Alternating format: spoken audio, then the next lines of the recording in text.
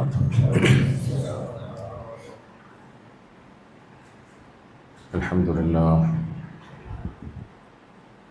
لله نحمده ونستعينه ونستغفره ونؤمن به ونتوكل عليه ونعوذ بالله من شرور أنفسنا ومن سيئات أعمالنا. من يهده الله فلا مضل له ومن يضلله فلا هادي له.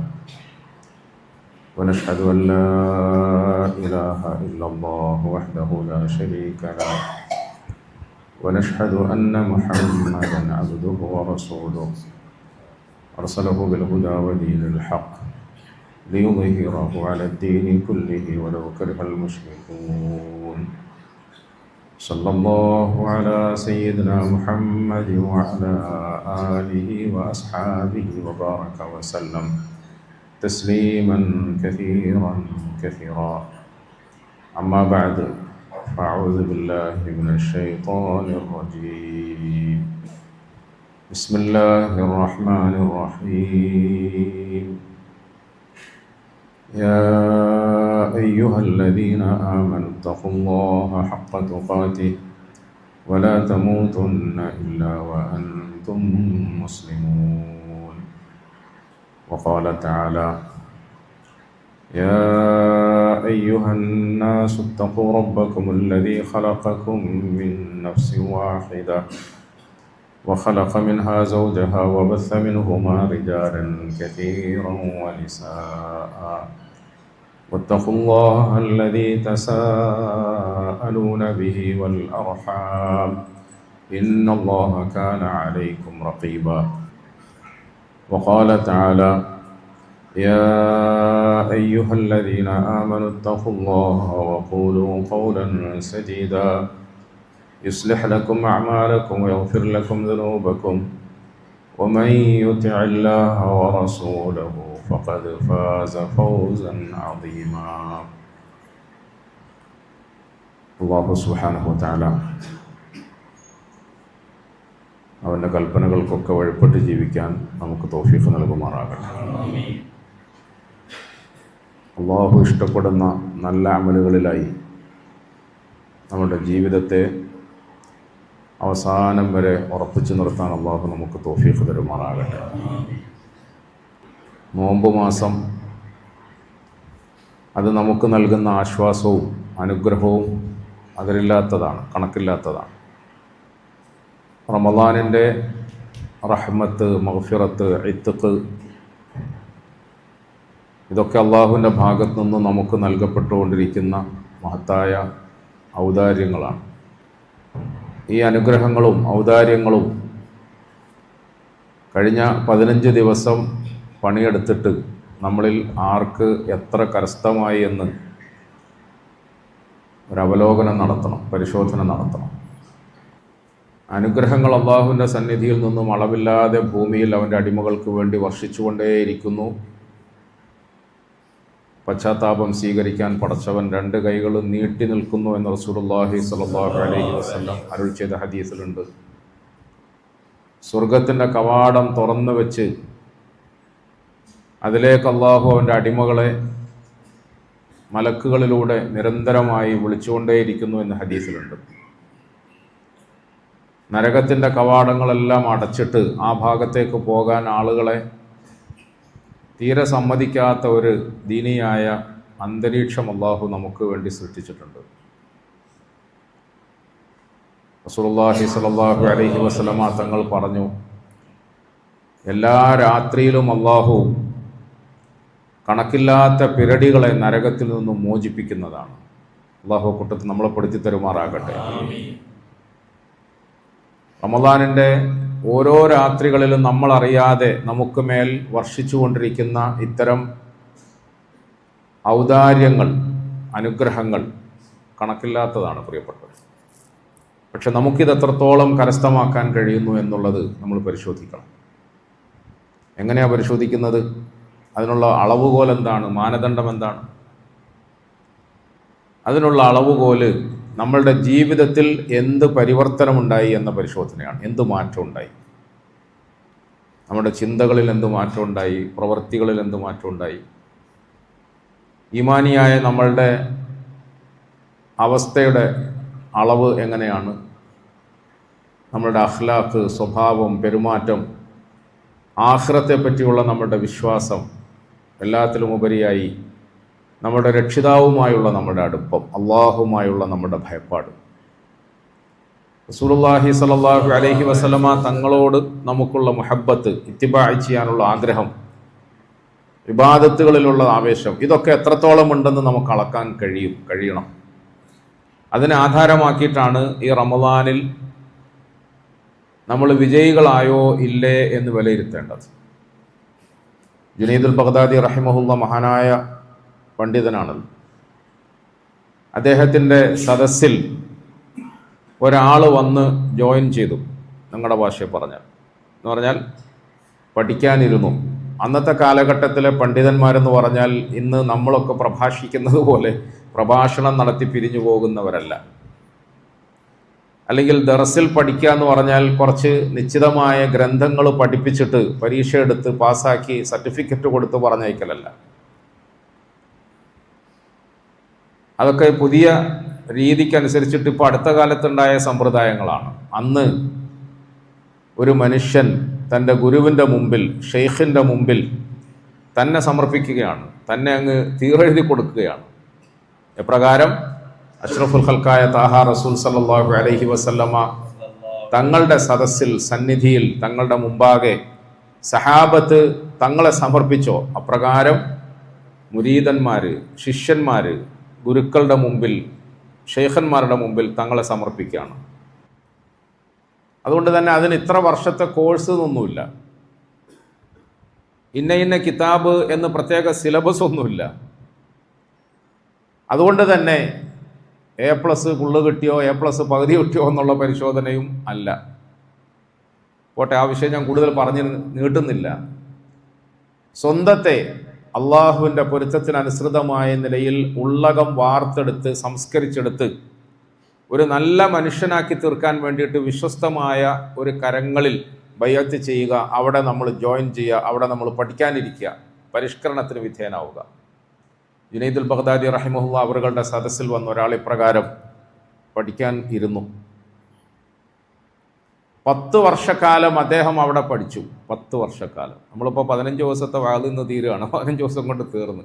ആകെ ലൊഹറിന് ശേഷം 1 മണിക്കൂറത്തെ കസറത്താണ് നമ്മളുടെ ആത്മീയ പരിശുദ്ധിക്ക് വേണ്ടിയിട്ട് ഈ പരിശുദ്ധ മാസത്തിൽ തന്നെ നമ്മൾ തിരഞ്ഞെടുത്തത്. അള്ളാഹു നമുക്കൊക്കെ ഈമാനിയായ നല്ല മാറ്റം നൽകി അനുഗ്രഹിക്കുമാറാകട്ടെ, തഖ്വ നൽകി അനുഗ്രഹിക്കുമാറാകട്ടെ. നമ്മുടെയൊക്കെ ഹൃദയങ്ങളിൽ അള്ളാഹു ഖൗഫും ഖശ്യത്തും നൽകി അനുഗ്രഹിക്കുമാറാകട്ടെ. അത് വളരെ പ്രധാനമാണ് പ്രിയപ്പെട്ടവർ. 10 വർഷക്കാലം അവിടെ പഠിച്ചിട്ട് അദ്ദേഹം പാസ്സായി പോവാണ്. പാസ്സായി പോവാന്ന് പറഞ്ഞാൽ ഒരു ദിവസം തൻ്റെ കെട്ടുമുട്ടുമൊക്കെ എടുത്ത് തയ്യാറാക്കി ഉസ്താദിൻ്റെ അടുക്കൽ വന്നിട്ട് പറഞ്ഞു, ഞാൻ പോവാണ്.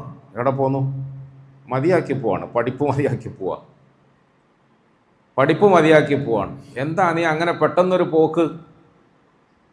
സാധാരണഗതിയിൽ പോകാൻ ആഗ്രഹിക്കാത്ത മുരീദന്മാരെ, ഷെയ്ഖന്മാർ നിർബന്ധിച്ചയക്കലാണ്. നീ എന്തുകൊണ്ടാണ് പെട്ടെന്ന് പോകുന്നത്?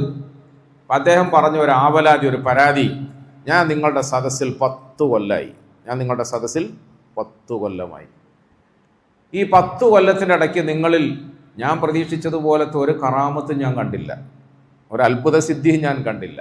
സാധാരണഗതിയിൽ നമ്മൾ ഷെയ്ഖന്മാരെന്ന് പറഞ്ഞാൽ, ഔലിയാക്കൾ എന്ന് പറഞ്ഞാൽ, സലഫു സാലിഹീങ്ങൾ എന്ന് പറഞ്ഞാൽ നമ്മളുടെ മനസ്സിലേക്ക് ഓടി വരുന്നത് കറാമത്തുകളാണ്. അതുകൊണ്ട് തന്നെ മുഹീദ്ദീൻ ഷേഖ് റഹിമഹുല്ലാ എന്ന് പറഞ്ഞാൽ ഉടനെ കുറേ ആളുകൾ ആവേശത്തോടെ കേൾക്കും, മഹാനായ മുഹീദ്ദീൻ ഷേഖിനോടുള്ള മുഹബ്ബത്തിൻ്റെ കടുപ്പം കൊണ്ട്.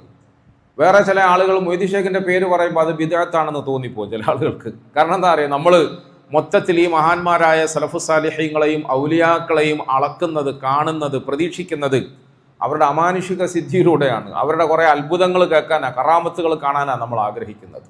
അല്ലാതെ നമ്മളുടെ ജീവിതം സംസ്കരിച്ചെടുക്കാൻ വേണ്ടിയിട്ട് ആ മഹത്തുക്കളുടെ ഉപദേശങ്ങളെ സ്വീകരിക്കാനും അവരുടെ തർബീയത്തിന് വിധേയമാകാനും അവരെ ആ രംഗത്ത് ചെയ്ത സേവനങ്ങളെ ആ നിലയിൽ വായിച്ചെടുക്കാനും ഒന്നും നമ്മൾ ശ്രമിക്കാറില്ല.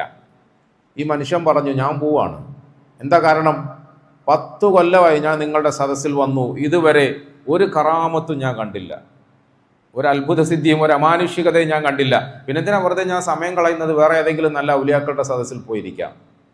അദ്ദേഹം പറഞ്ഞു, ഇരിക്ക്, ഞാൻ ഒരു കാര്യം ചോദിക്കട്ടെ. 10 വർഷമായില്ലേ നീ എന്നോടൊപ്പം ഇവിടെ താമസിക്കുന്നു? അതെ. ഈ 10 വർഷത്തിൻ്റെ ഇടയിൽ എൻ്റെ ജീവിതത്തിൽ നിന്നും മുഹമ്മദ് മുസ്തഫ സല്ലല്ലാഹു അലൈഹി വസല്ലമ തങ്ങളുടെ സുന്നത്തിന് വിപരീതമായ നിലയിൽ എന്തെങ്കിലും ഒരു കർമ്മം നീ കണ്ടിട്ടുണ്ടോ എന്ന് ചോദിച്ചു. എൻ്റെ ജീവിതത്തിൽ 10 വർഷം നീ എന്നോടൊപ്പം ജീവിച്ചില്ലേ? രാവും പകലും എന്നോടൊപ്പം കഴിച്ചുകൂട്ടിയില്ലേ? പള്ളിയിലും പള്ളിക്ക് വെളിയിലും എന്നോടൊപ്പം നീ ഉണ്ടായിരുന്നില്ലേ? ഇമാമ് നിൽക്കുമ്പോൾ മഅ്മൂമായി മാത്രമല്ല, പ്രസംഗിക്കുമ്പോൾ സദസ്യനായി മാത്രമല്ല, ജീവിതത്തിൻ്റെ എല്ലാ രംഗങ്ങളിലും 10 വർഷക്കാലം നീ എന്നോടൊപ്പം സഹവസിച്ചില്ലേ? ഈ 10 വർഷത്തിൻ്റെ ഇടയിൽ എന്നിൽ നിന്നും, എൻ്റെ ജീവിതത്തിൽ നിന്നും മുഹമ്മദ് മുസ്തഫ സല്ലല്ലാഹു അലൈഹി വസല്ലമയുടെ തിരുസുന്നത്തിനെതിരായ നിലയിൽ എന്തെങ്കിലും ഒരു പ്രവർത്തനം നീ കണ്ടിട്ടുണ്ടോ എന്ന് ചോദിച്ചു. അയാൾ അല്പം ആലോചിച്ചിട്ട് പറഞ്ഞു, അതില്ല, ഒന്നും കണ്ടില്ല. അദ്ദേഹം പറഞ്ഞു, എന്നാൽ ഞങ്ങളുടെ കറാമത്ത് അതാണ്, ഞങ്ങളുടെ കറാമത്ത് അതാണ്, ഞങ്ങൾ പഠിക്കുന്നത് അതാണ്, ഞങ്ങൾ പഠിപ്പിക്കുന്നത് അതാണ്, ഞങ്ങൾ പരിശീലിക്കുന്നത് അതാണ്. നമ്മളുടെ ജീവിതത്തിൽ എന്തെങ്കിലും ബാഹ്യമായ നോട്ടത്തിൽ അമാനുഷികമെന്ന് തോന്നുന്ന അത്ഭുത സിദ്ധികളെ പ്രകടിപ്പിക്കുകയും ചെയ്യലല്ല. നമ്മളുടെ ജീവിതം അള്ളാഹുവിന് പൊരുത്തപ്പെട്ട നിലയിലാക്കി തീർക്കുക, അവൻ്റെ റസൂൽ സല്ലല്ലാഹു അലൈഹി വസല്ലമയുടെ സുന്നത്തിൻ്റെ അടിപ്പടയിലാക്കി തീർക്കുക. അതാണ് നമ്മളുടെ കറാമത്ത്, അതാണ് നമ്മുടെ കറാമത്ത്. റസൂലുള്ളാഹി സല്ലല്ലാഹു അലൈഹി വസല്ലമ തങ്ങൾ ഖാതിമുൻ നബിയ്യനാണ്, അഷ്റഫുൽ ഖൽഖാണ് സല്ലല്ലാഹു അലൈഹി വസല്ലം. ഇരു ലോകങ്ങളുടെയും നേതാവാണ്, റഹ്മത്തുൽ ആലമീനാണ്. പരിശുദ്ധ റസൂൽ സല്ലല്ലാഹു അലൈഹി വസല്ലമ തങ്ങളുടെ ജീവിതത്തിൽ നമ്മൾ കണ്ടതും നമ്മൾ അറിഞ്ഞതും വായിച്ചതും കേട്ടതുമായ ഒട്ടനവധി മുഅ്ജിസത്തുകൾ പ്രകടമായിട്ടുണ്ട്, ഒട്ടനവധി മുഅ്ജിസത്തുകൾ.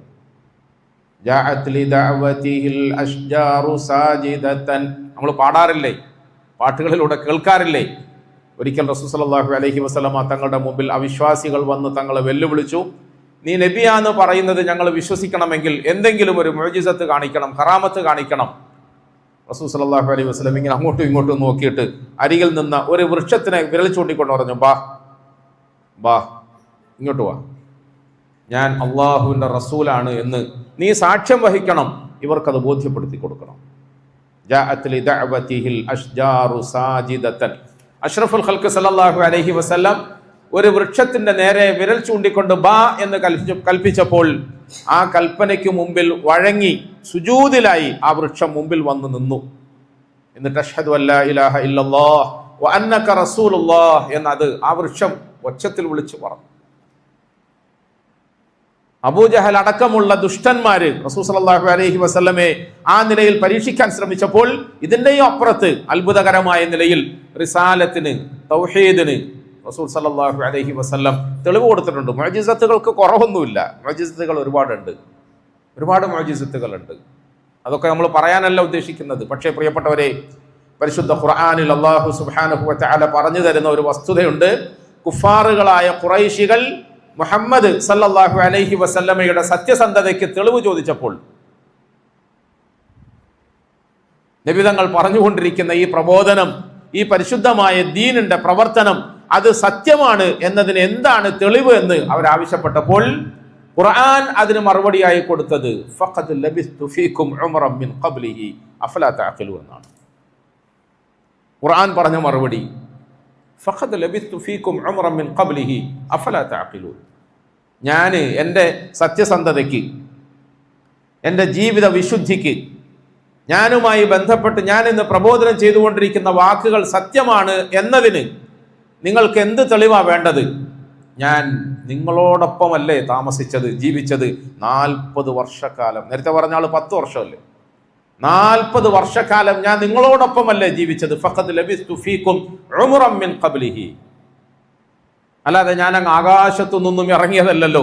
ഞാൻ ആമിനയുടെ ഗർഭത്തിൽ റളിയല്ലാഹു അൻഹ, ആമിനയുടെ ഗർഭത്തിൽ, ആമിനയുടെ ഉദരത്തിൽ ജനിച്ചു, ആമിനയുടെ മടിയിൽ വളർന്നു.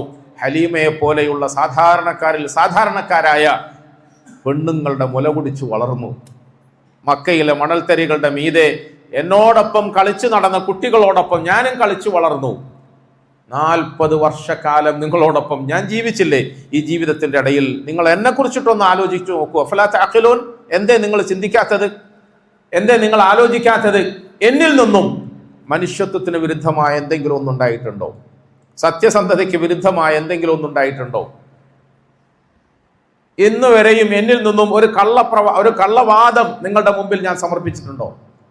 നിങ്ങളോട് ഞാൻ നടത്തിയ ഏതെങ്കിലും ഒരു വാഗ്ദാനത്തെ ഞാൻ ലംഘിച്ചിട്ടുണ്ടോ? ഞാൻ നിങ്ങളോട് കളവ് പറഞ്ഞിട്ടുണ്ടോ? നിങ്ങളോട് അക്രമം ചെയ്തിട്ടുണ്ടോ? നിങ്ങളെ അപഹരിച്ചിട്ടുണ്ടോ? എന്തെങ്കിലും ചെയ്തിട്ടുണ്ടോ? അതാണല്ലോ അതിന്റെ അർത്ഥം. ആലോചിച്ച് നോക്കൂ പ്രിയപ്പെട്ടവരെ. ഇത് എന്തിനാണ് അള്ളാഹുവിന്റെ റസൂൽ സല്ലല്ലാഹു അലൈഹി വസല്ലമയെ കൊണ്ട് അള്ളാഹു പറയിപ്പിച്ചത്? അതാണ് ഈ 15 ദിവസം പിന്നിടുമ്പോൾ പരിശുദ്ധ മാസത്തെ ആചരിക്കാൻ ശ്രമിച്ച ഓരോ വിശ്വാസികളും ആലോചനയ്ക്ക് വിധേയമാക്കേണ്ടത് ഈ 15 ദിവസം കൊണ്ട്. ബാക്കിയുള്ള 15 ദിവസവും ആഫിയത്തോടെ ജീവിച്ചിരിക്കാൻ അള്ളാഹു നമുക്ക് തൗഫീഖ് തരുമാറാകട്ടെ. കൂടുതൽ കൂടുതൽ അമൽ ചെയ്യാനുള്ള ഭാഗ്യം അള്ളാഹു നമുക്ക് തരുമാറാകട്ടെ. പരിശുദ്ധ റമദാൻ പോലെയുള്ള പ്രത്യേക അവസരങ്ങളെ അള്ളാഹു നമുക്ക് തുറന്നു തരുന്നത്, അതിൽ അമൽ ചെയ്യാൻ നമ്മളോട് അള്ളാഹു കൽപ്പിക്കുന്നത് എന്തിനാണ്? ഇതുപോലെ നമുക്ക് നമ്മുടെ സമൂഹത്തിന്റെ മുമ്പിൽ എണീച്ചു നിന്നുകൊണ്ട് പരസ്യമായ നിലയിൽ ആത്മധൈര്യത്തോടെ ചോദിക്കാൻ കഴിയണം, ഞാൻ നിങ്ങളോടൊപ്പം ഒരാളായിട്ടല്ലേ ജീവിച്ചത്? ഞാൻ നിങ്ങളോടൊപ്പം ഒരാളായിട്ടല്ലേ ജീവിച്ചത്? എന്നെ സംബന്ധിച്ചിടത്തോളം നിങ്ങൾക്ക് എന്തു പറയാൻ കഴിയുന്നു എൻ്റെ ജീവിതത്തിലെ? പ്രിയപ്പെട്ടവരെ, ഈ നിലയിൽ ഞാൻ നിങ്ങളും നമ്മളുടെ ജീവിതം സമൂഹത്തിന്റെ മുമ്പിൽ തുറന്ന പുസ്തകം പോലെ നിവർത്തി വെച്ചിട്ട്, സമൂഹത്തിന്റെ മുമ്പിൽ എന്ന് പറഞ്ഞാൽ 1 മണിക്കൂർ 1.5 മണിക്കൂർ സമയത്തേക്ക് കസേരയിലിരുന്ന് മൈക്കിന്റെ മുമ്പിൽ കാമ്പസാറിൽ എന്നെ കേൾക്കാനിരിക്കുന്ന സഹോദരങ്ങളുടെ മുമ്പിൽ നല്ല പ്രഭാഷണത്തിലൂടെ അപ്ലാസും കയ്യടിയൊക്കെ വാങ്ങിയിട്ട് പോകുക എന്നുള്ള അർത്ഥത്തിലൊന്നും അല്ല. അതിൻ്റെ ഒക്കെ അപ്പുറത്തേക്ക് മുഹമ്മദ് മുസ്തഫ സല്ലല്ലാഹു അലൈഹി വസല്ലം വ്യക്തമായി ഒരിക്കൽ മിമ്പറിൽ നിന്നുകൊണ്ട് സഹാബത്തിനോട് പറഞ്ഞതുപോലെ, ഖിയാറുക്കും ഖിയാറുക്കും ലി അഹ്ലി വഅന ഖൈറുക്കും ലി അഹ്ലി. ഇവിടെ പ്രസംഗിച്ചിട്ട് നിങ്ങളെ സൂചിപ്പിച്ചിട്ട് ഇറങ്ങി അങ്ങ് പോകുന്നതുകൊണ്ട് വലിയ മഹബൊന്നും പറയാനൊന്നുമില്ല. പിന്നെയോ, എൻ്റെ രാവും പകലും എന്നോടൊപ്പം കഴിച്ചു കൂട്ടുന്ന എൻ്റെ ഭാര്യ മക്കളോട് നിങ്ങൾ ചോദിച്ചു നോക്കൂ, ഈ ഇരിക്കുന്ന തലക്കെട്ടുകാരനെ കുറിച്ചിട്ട് നിങ്ങളുടെ അഭിപ്രായം എന്താണെന്ന്. അവരാ പറയേണ്ടത്, അവരാ സർട്ടിഫൈ ചെയ്യേണ്ടത്. അള്ളാഹു എനിക്ക് നിങ്ങൾക്ക് സൽസ്വഭാവം നൽകി അനുഗ്രഹിക്കുമാറാകട്ടെ. മഹാനായ ഉമർ ഇബ്നുൽ ഖത്താബ് റളിയല്ലാഹു അൻഹു അവറുകൾ മഹത്തായ ജീവിതത്തിന്റെ ഉടമയാണ്. വ്യക്തി ജീവിതത്തിൽ, കുടുംബജീവിതത്തിൽ, സാമൂഹിക ജീവിതത്തിൽ, രാഷ്ട്രീയ ജീവിതത്തിൽ, രാഷ്ട്ര തലവൻ എന്ന ആ ഒരു പദവിയിൽ, കസേരയിലൊക്കെ തിളങ്ങി നിന്ന വ്യക്തിത്വത്തിന്റെ ഉടമയാണ്. ഒരിക്കൽ രാത്രി സമയത്ത് മദീനയിലെ ഒരു കൊച്ചു കൂരയുടെ മുമ്പിൽ വന്ന് നിന്നുകൊണ്ട് വാതിലിൽ മുട്ടുന്നു. ആരുടെ വീടാണെന്ന് അറിയുമോ? അത് ഹുദൈഫത്തുൽ യമാൻ റളിയല്ലാഹു അൻഹു അവരുടെ വീടാണ്. ഹുദൈഫത്തുൽ യമാൻ റളിയല്ലാഹു അൻഹു അവരുടെ പ്രത്യേകത എന്താ? റസൂലുള്ളാഹി സ്വല്ലല്ലാഹു അലൈഹി വസല്ലമ തങ്ങളുടെ രഹസ്യം സൂക്ഷിപ്പുകാരൻ എന്നാണ് അദ്ദേഹത്തെ അറിയപ്പെടുന്നത്. സാഹിബു സിർരി റസൂലില്ലാഹ് സ്വല്ലല്ലാഹു അലൈഹി വസല്ലം. സാഹിബു സിർരി റസൂലില്ലാഹ് സ്വല്ലല്ലാഹു അലൈഹി വസല്ലം. റസൂലുള്ളാഹിന്റെ രഹസ്യം സൂക്ഷിക്കുന്ന പ്രത്യേക പദവി നൽകിയിട്ടുള്ള മഹാനായ മനുഷ്യനാണ്. ആ വീട്ടിന്റെ വാതിലിൽ വന്നു അന്നത്തെ ഭരണാധികാരിയായ ഉമർ എല്ലാവരും ഉറങ്ങിക്കിടക്കുമ്പോൾ പാതിരാത്രിയിൽ വാതിൽ മുട്ടുന്നു. വീട്ടുകാരൻ ഓടി എഴുന്നേറ്റ്, ആരാണാവോ ഈ പാതിരാത്രിയിൽ വാതിൽ മുട്ടുന്നത്? എന്താണോ ആവശ്യം? അദ്ദേഹം വാതിൽ തുറന്നു നോക്കിയപ്പോൾ ഞെട്ടിപ്പോയി. വാ അമീർ അൽ മുഅ്മിനീൻ അൻത, ഈ പാതിരാത്രിയിൽ എൻ്റെ വീട്ടുവാതിലിൽ വന്നിട്ട് മുട്ടി വിളിച്ചത് താങ്കളാണോ? അമീർ അൽ മുഅ്മിനീൻ, അങ്ങാണോ? എന്തെങ്കിലും അങ്ങനത്തെ അത്യാവശ്യം ഉണ്ടായിരുന്നെങ്കിൽ ഒന്ന് പറഞ്ഞാൽ പോരെ, ഞാൻ അങ്ങോട്ട് വരൂലേ? ചക്രവർത്തിയല്ലേ, പ്രസിഡന്റ് അല്ലേ, നാട്ടിന്റെ ഭരണാധികാരിയല്ലേ, അതിലും വിശേഷിച്ച് ഉമറല്ലേ റളിയല്ലാഹു അൻഹു അല്ലേ, ഉമറല്ലേ, അങ്ങക്ക് എന്തെങ്കിലും ഒരു ആവശ്യം ഉണ്ടായിരുന്നെങ്കിൽ ഒന്ന് വിളിപ്പിച്ചാൽ പോരെ, ഞാൻ അങ്ങ് വരുമായിരുന്നില്ലേ? ഹുദൈഫത്തുൽ യമാൻ റളിയല്ലാഹു അൻഹു അവറുകളോട് ഉമർ ഇബ്നുൽ ഖത്താബ് റളിയല്ലാഹു അൻഹു അവറുകൾ പറഞ്ഞു, ഹുദൈഫ, ഔപചാരികതകളൊക്കെ അവിടെ ഇരിക്കട്ടെ, എനിക്ക് ചില രഹസ്യം നിന്നോട് ചോദിക്കാനുണ്ട്. അതെന്റെ ആവശ്യമാണ്, അതുകൊണ്ടാണ് ഞാൻ ഇങ്ങോട്ട് വന്നത്. വാ കയറിയിരിക്കാം. സാധാരണ നേരെ തിരിച്ചല്ലേ പറയണ്ടേ, വീട്ടുകാരൻ പറയണ്ടേ വാ കയറിയിരിക്കാം. വന്ന ആള് പറഞ്ഞു വാ കയറിയിരിക്കാം. കാരണം എന്താ? എന്റെ ആവശ്യമാണ്, എനിക്ക് ചിലത് നിന്നോട് ചോദിച്ചറിയാനുണ്ട്. അദ്ദേഹം അരികിലിരിക്കുന്ന ഹുദൈഫത്തുൽ യമാന്റെ കൈ പിടിച്ചുകൊണ്ട് പറഞ്ഞു, റസൂലുള്ളാഹി സ്വല്ലല്ലാഹു അലൈഹി വസല്ലമയുടെ രഹസ്യം സൂക്ഷിപ്പുകാരനായ സഹോദര, ഞാനൊരു പാവപ്പെട്ട മുസ്ലിമാണ്.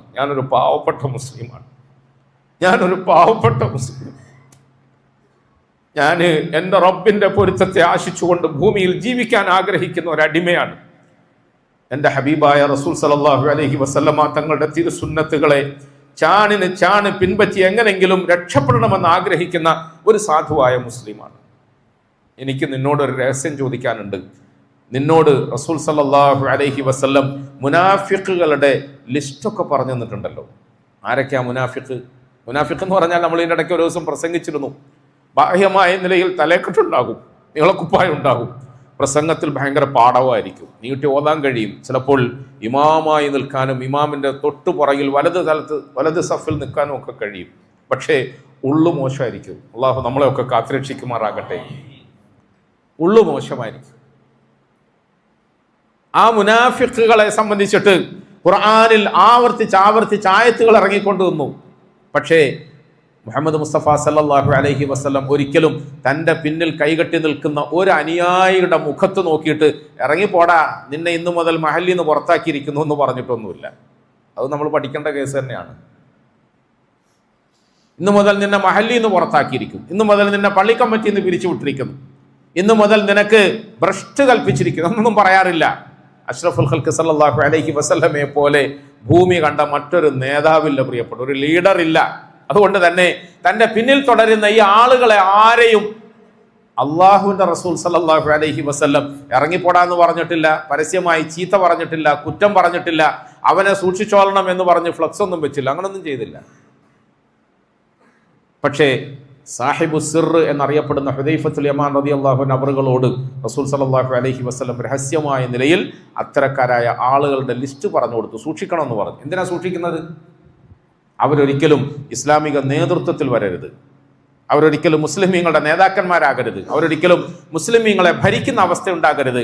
അഥവാ അങ്ങനെ ഉണ്ടായാൽ എൻ്റെ സമുദായം കൂടുതൽ വഴിവഴയ്ക്കും. നേതൃത്വം നന്നായാലാണല്ലോ അനുയായികൾ മോശാവുക. മോന്തായം വളഞ്ഞാലാണ് 66 വളയുക എന്ന് പറയും. വാപ്പ മോശമായാൽ വീട്ടിൽ വളരുന്ന മക്കൾ മോശമാവും, ഭർത്താവ് മോശമായാൽ ഭാര്യ മോശമാവും, മാഷ് മോശമായാൽ കുട്ടികൾ മോശമാവും. മാഷ് നിന്ന് പാത്തിയാൽ കുട്ടികൾ നടന്നു പാത്തു നമ്മൾ പറയാറുള്ളത്. മാഷ് നിന്ന് പാത്തിയാൽ കുട്ടികൾ നടന്നു പാത്തും. ഇപ്പം കുട്ടികൾ മോശമായി എന്നെല്ലാവരും പറയും. കുട്ടികൾ മോശമായത് മാഷ് മോശമായത് കൊണ്ടാണെന്ന് ആരും പറയാൻ നിൽക്കില്ല. മക്കൾ മോശമായി എന്നെല്ലാവരും പറയും, അവരെ കുറ്റപ്പെടുത്തും, അടിക്കാൻ ശ്രമിക്കും. പക്ഷേ വാപ്പ മോശമായതുകൊണ്ടാണ് മക്കൾ മോശമാകുന്നത് എന്ന സത്യത്തെക്കുറിച്ചിട്ട് ആരും ചിന്തിക്കാറില്ല, അറിയാറില്ല, തിരുത്താറില്ല. ഭാര്യ മോശമായി എന്ന് പല ഭർത്താക്കന്മാരും വന്ന് പരാതി പറയും. ഭാര്യ മോശമാകുന്നെങ്കിൽ ഭർത്താവ് മോശമായത് കൊണ്ടാകാനാണ് സാധ്യത എന്ന സത്യത്തെക്കുറിച്ചിട്ട് ആരും ചിന്തിക്കാറില്ല. ഇങ്ങനെ പ്രിയപ്പെട്ടവരെ, ഭരണാധിപന്മാരെ കുറിച്ചിട്ട് നമുക്ക് ഭയങ്കര പരാതിയാണ്. ഭരണാധിപന്മാര് കണ്ണിൽ ചോരയില്ലാത്തവന്മാരാണ്, അക്രമികളാണ്, സാധുക്കളുടെ ഹക്കുകൾ പൂർത്തീകരിക്കാത്തവരാണ്, സാധുക്കളോട് കാരുണ്യം കാണിക്കാത്തവരാണ്, അഴിമതിയും മറ്റുമൊക്കെയായി അവരുടെ സ്വന്തം കാര്യത്തെ നോക്കി ജീവിക്കുന്നവരാണെന്നൊക്കെ ഇങ്ങനെ നമ്മൾ പരാതി പറയാറുണ്ട്. എന്നാൽ ഭരണാധികാരികൾ മോശമാകുമ്പോൾ ഭരണീയർ മോശമായതുകൊണ്ടാണ് അത്തരക്കാരായ ആളുകളുടെ മീതെ അള്ളാഹു അങ്ങനത്തെ കണ്ണിച്ചോരയില്ലാത്ത ആളുകളെ അധികാരി വർഗമാക്കി അടിച്ചേൽപ്പിക്കുന്നതെന്ന് റസൂലുള്ളാഹി സ്വല്ലല്ലാഹു അലൈഹി വസല്ലം. പരസ്പരം അങ്ങോട്ടും ഇങ്ങോട്ടും ഓരോരുത്തരുടെയും കുറ്റവും കുറവും ബന്ധിപ്പിച്ചുകൊണ്ടാണ് അള്ളാഹു സുബ്ഹാനഹു വ തആല സമൂഹത്തെ പോറ്റുന്നത്. അതുകൊണ്ട് തന്നെ എൻ്റെ സമുദായത്തിന്റെ ഭാവിയിലെ നേതൃത്വത്തിലെങ്ങാനും ഇത്തരം മുനാഫിഖുകൾ കടന്നു വരികയും പേരിന് ബാഹ്യമായി കോലത്തിന് ഇസ്ലാം പ്രദർശിപ്പിക്കുകയും അതിൻ്റെ അന്തസത്ത നഷ്ടപ്പെടുകയും ഇസ്ലാം അല്ലാത്ത വേറെ ഏതെങ്കിലുമൊക്കെ ചിന്താഗതികളിലേക്ക് എൻ്റെ സമുദായത്തെ കൊണ്ടുപോവുകയും ചെയ്യുമോ എന്ന് ഭയപ്പെടുന്നു. അങ്ങനെ ഉണ്ടായിരുന്നു ഇസ്ലാമിൽ, ഇന്നും ഉണ്ടായിക്കൊണ്ടേയിരിക്കുന്നുണ്ട്. അള്ളാഹു നമ്മളെയൊക്കെ കാത്തുരക്ഷിക്കുമാറാകട്ടെ. ചുരുക്കി പറഞ്ഞാൽ മുനാഫിഖുകളുടെ പ്രത്യേകമായ രഹസ്യ ലിസ്റ്റ് ഹുദൈഫത്തുൽ യമാന്റെ കയ്യിൽ കൊടുത്തിരുന്നു. ഉമർ ഇബ്നുൽ ഖത്താബ് റളിയല്ലാഹു അൻഹു അവറുകൾ കരഞ്ഞുകൊണ്ട് ഒരു കൊച്ചു കുട്ടിയെ പോലെ ആ കരങ്ങൾ കവർന്നിട്ട് പറഞ്ഞു, ഹുദൈഫ, ഒരു സത്യം പറയണം, ഞാൻ അള്ളാഹുവിനെ മുൻനിർത്തി ചോദിക്കുകയാണ്, എൻ്റെ പേര് അതിനകത്തുണ്ടോ?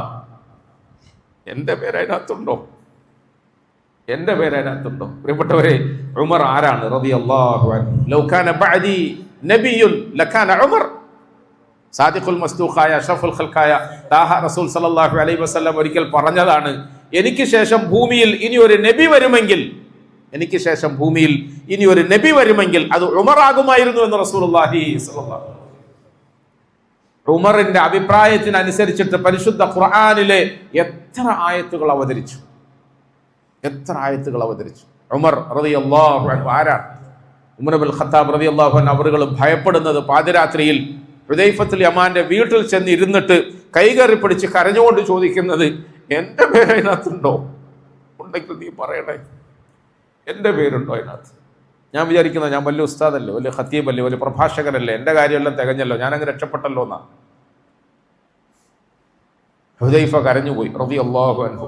ഉമർ റളിയല്ലാഹു അൻഹു പറഞ്ഞു, ഞാൻ പള്ളിയിലിരിക്കുമ്പോൾ ജനങ്ങളെല്ലാം എൻ്റെ മുമ്പിൽ വന്നു, എന്നെക്കുറിച്ച് പുകഴ്ത്തി പറഞ്ഞു, എൻ്റെ നന്മകൾ പറഞ്ഞു. ജീവിതത്തിൻ്റെ അവസാന സമയങ്ങളിലാണ് അദ്ദേഹം പറഞ്ഞു തുടങ്ങുന്ന വർത്താനത്തിൻ്റെ ചരിത്ര വരികൾ നമ്മൾ വായിച്ചാൽ, ഹുദൈഫ എനിക്ക് 63 എന്ന് പറഞ്ഞത്. ഹുദൈഫ എനിക്ക് 63, എൻ്റെ റസൂൽ പോയ സമയമായി സല്ലല്ലാഹു അലൈഹി വസല്ലം, എൻ്റെ പ്രിയങ്കരനായ സഹോദരൻ അബൂബക്കർ സിദ്ദീഖ് പോയ സമയമായി, എനിക്കും നേരമായി, എനിക്കും സമയമായി, എന്നെക്കുറിച്ചിട്ട് നീ ഒന്നും പറയും. 63. ഈ 63 വർഷക്കാലം ഞാൻ സ്നേഹിക്കുകയും ഞാൻ ഭരിക്കുകയും ഞാൻ നമസ്കാരത്തിൽ ഇമാമായി നിന്ന മൗമൂമിങ്ങളുടെ ഒക്കെ ഇടയിൽ ഇന്ന് ഇശാ നമസ്കാരത്തിന് ശേഷം ഇരുന്നപ്പോൾ അവർ എന്നെ നോക്കിയിട്ട് എൻ്റെ മഹത്വങ്ങൾ കുറച്ച് പറഞ്ഞു, എന്നെ പുകഴ്ത്തി പറഞ്ഞു, എൻ്റെ നന്മകൾ പറഞ്ഞു. നിങ്ങൾ വലിയ ഇമാമ അങ്ങനെ പറയുമല്ലോ, ശരിക്കും അങ്ങനെ തന്നെയാണല്ലോ പ്രിയപ്പെട്ടവരെ. എൻ്റെ ജനങ്ങൾ എന്നെ കുറിച്ചിട്ട് കുറേ നല്ല കാര്യങ്ങൾ പറഞ്ഞു, പുകഴ്ത്തി പറഞ്ഞു.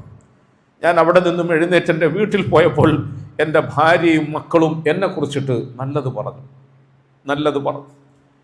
എൻ്റെ സമൂഹം എന്നെക്കുറിച്ച് നല്ലത് പറഞ്ഞു, എൻ്റെ കുടുംബം എന്നെക്കുറിച്ച് നല്ലത് പറഞ്ഞു. പക്ഷേ ഞാൻ നിങ്ങളുടെ അടുക്കൽ ഈ പാതിരാത്രിയിൽ ഓടി വന്നത് എൻ്റെ പടച്ചവൻ എന്നെക്കുറിച്ച് എന്ത് പറയുന്നു, എൻ്റെ പടച്ചവന്റെ മുമ്പിൽ എന്നെ കുറിച്ചിട്ട് എന്ത് തീരുമാനമാണുള്ളത്? എല്ലാവരും നല്ലത് പറയുകയും എൻ്റെ പടച്ചവൻ എന്നെ കുറിച്ചിട്ട് മോശം പറയുകയും ചെയ്താൽ ഞാൻ എന്തായി പോകും? അതുകൊണ്ട് അള്ളാഹുൽ സത്യം ചെയ്തുകൊണ്ട് ഹുദൈഫ, ഞാൻ നിങ്ങളോട് കൈപിടിച്ച് അപേക്ഷിക്കുന്നു, എൻ്റെ പേരതിലുണ്ടോ? പ്രിയപ്പെട്ടവരെ, ഞാൻ നിങ്ങളും ആലോചിക്കേണ്ടത്, സമൂഹത്തിൻ്റെ മുമ്പിൽ എഴുന്നേറ്റ് നിന്നുകൊണ്ട് മുഹമ്മദ് മുസ്തഫ സല്ലല്ലാഹു അലൈഹി വസല്ലം ഒരു ദിവസം പറഞ്ഞു, ഖിയാറുക്കും ലി അഹ്ലി, നിങ്ങൾ ഏറ്റവും ശ്രേഷ്ഠവാന്മാരാകേണ്ടത് നിങ്ങളുടെ കുടുംബത്തിലാണ്, നിങ്ങളെ അറിയുന്നവരുടെ മുമ്പിലാണ്, നിങ്ങളോടൊപ്പം ജീവിക്കുന്നവരുടെ മുമ്പിലാണ്, നിങ്ങളെ അനുഭവിക്കുന്നവരുടെ മുമ്പിലാണ്. വഅന ഖൈറുക്കും ലി അഹ്ലി, നിങ്ങൾ അന്വേഷിച്ചു നോക്കിക്കോളൂ, ഞാൻ എൻ്റെ കുടുംബത്തോട് ഏറ്റവും നല്ല നിലയിൽ പെരുമാറുന്നവനാണ്. എൻ്റെ കുടുംബത്തിൽ എന്നെ കുറിച്ചിട്ട് അഭിപ്രായം ചോദിച്ചാൽ നല്ലതല്ലാത്തതൊന്നും പറയാൻ കഴിയില്ല, നല്ലതല്ലാത്തതൊന്നും നിങ്ങൾക്ക് കേൾക്കാനും കഴിയില്ല. ചുരുക്കി പറഞ്ഞാൽ മുഹമ്മദ് മുസ്തഫ സല്ലല്ലാഹു അലൈഹി വസല്ലമ സമൂഹത്തിൻ്റെ മുമ്പിൽ തങ്ങൾ റസൂലാണെന്ന് തെളിവ് ചോദിച്ചപ്പോൾ എണീച്ചു നിന്നുകൊണ്ട് പറഞ്ഞത്, ഫഖദ് ലബിസ്തു ഫീകും ഉംറൻ മിൻ ഖബ്ലി, ഇതാ ഞാൻ നിങ്ങളോടൊപ്പം ജീവിച്ച ആളാണ്.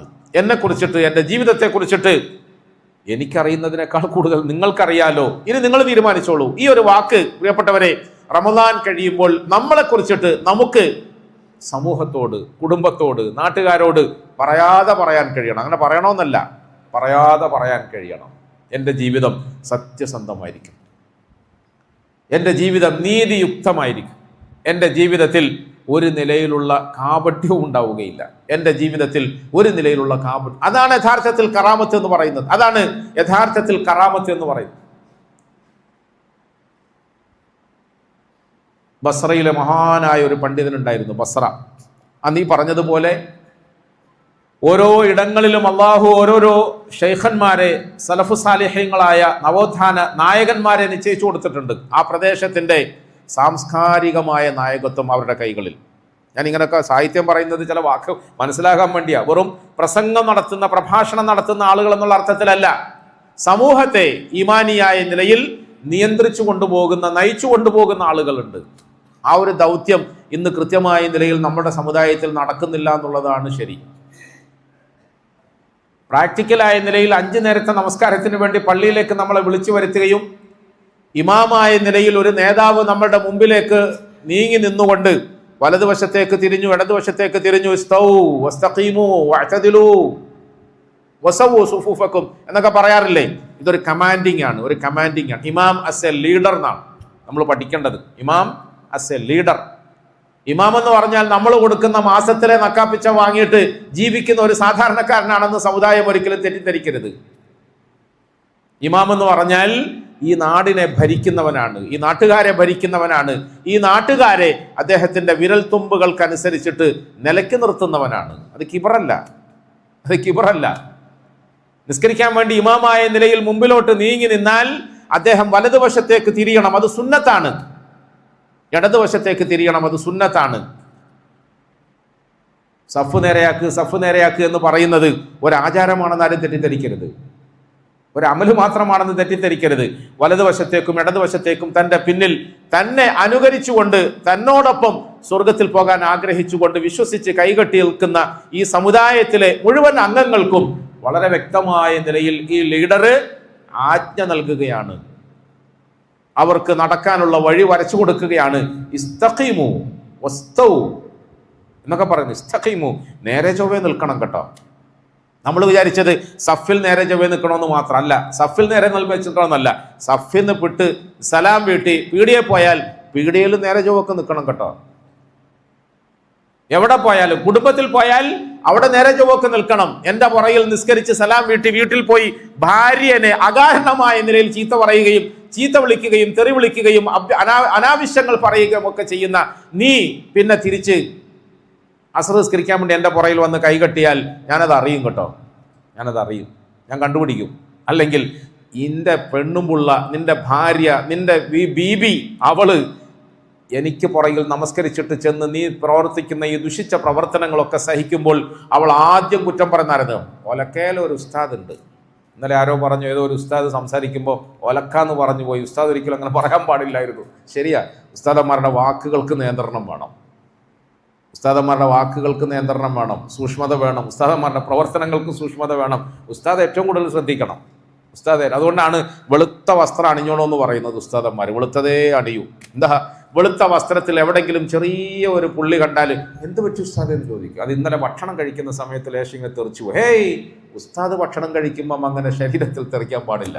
ശരിയാ, ഉസ്താദ് ഭക്ഷണം കഴിക്കുമ്പം പറയുന്നതൊക്കെ മനസ്സിലാവുന്നുണ്ടോ? അള്ളാഹു മനസ്സിലാക്കി തരുമാറാകട്ടെ. ഉസ്താദ് ഭക്ഷണം കഴിക്കുമ്പം അങ്ങനെ ശരീരത്തിൽ തെറിക്കാൻ പാടില്ല. ഉണ്ടോ? അങ്ങനെ ഉണ്ടോ? കിതാബിലുണ്ടോ? ഏത് കിതാബിലുള്ളൂ? എല്ലാ കിതാബിലും ഉണ്ടെന്ന് ഞാൻ പറയുന്നു, നിങ്ങൾ കേട്ടാൽ മതി. ഉസ്താദ് ഭക്ഷണം കഴിക്കുമ്പോൾ ശ്രദ്ധിക്കണം, ഉസ്താദ് സംസാരിക്കുമ്പോൾ ശ്രദ്ധിക്കണം, ഉസ്താദ് പെരുമാറുമ്പോൾ ശ്രദ്ധിക്കണം, ഉസ്താദ് ജനങ്ങളെ കണ്ടുമുട്ടുമ്പോൾ ശ്രദ്ധിക്കണം. നമ്മളിപ്പോൾ ചിലപ്പോൾ ഇങ്ങനെ നടന്നു പോകുമ്പം ചില സഹോദരങ്ങൾ അപ്പുറത്തും ഇപ്പുറത്തും ഒക്കെ ചിരിക്കുന്നുണ്ട്. ഞാൻ അധികവും ആരെ ശ്രദ്ധിക്കാതെ ഇങ്ങനെ അങ്ങ് നടന്നു പോകും. എന്താ കാരണം എന്നറിയോ? ചിലപ്പോൾ നിങ്ങൾ തെറ്റിദ്ധരിച്ചിട്ടുണ്ടോ? അധികം ആളുകളെ ശ്രദ്ധിക്കാതെ അങ്ങ് നടന്നു. എന്താ കാരണം? ചിലപ്പം നമ്മൾ വേറെ ഏതെല്ലോ ഫിക്റിലായിരിക്കും, വല്ലാത്ത ചിന്തയിലായിരിക്കും. എന്തെല്ലോ നമ്മുടെ ഫിക്റും ചിന്തയും നിങ്ങൾക്ക് മനസ്സിലാവുമൊന്നുമില്ലല്ലോ. ആ ഫിക്റിൽ പോകുമ്പോൾ നിൽക്കുന്ന ആളുകളെ ഒന്നും ചിലപ്പോൾ വ്യക്തമായ നിലയിൽ വിഷ് ചെയ്യാൻ കഴിഞ്ഞോണമെന്നില്ല. ചിലപ്പോൾ ആളുകൾ ചിരിക്കും, ഞാൻ തിരിച്ചിരിക്കും, ചിലപ്പോൾ ചിരിക്കാൻ മറന്നു പോകും.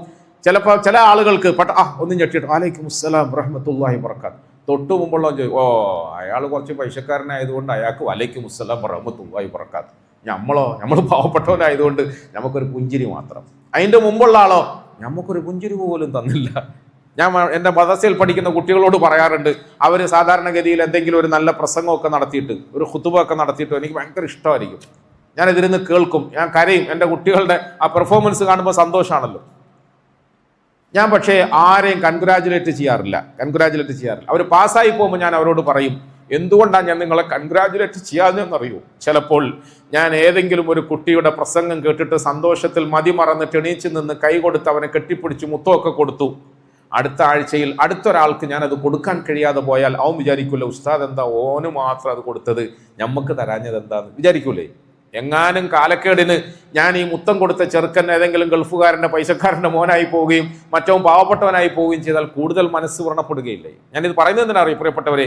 മുഹമ്മദ് മുസ്തഫ സല്ലല്ലാഹു അലൈഹി വസല്ലം ഇടയ്ക്ക് മിമ്പറിൽ നിന്നുകൊണ്ട് ഇപ്രകാരം സഹാബത്തിനോട് പറയുമായിരുന്നു, സഹാബാക്കളെ ഞാൻ നിങ്ങളിലേക്ക് സലീമുൽ ഖൽബായി വരാൻ ആഗ്രഹിക്കുകയാണ്.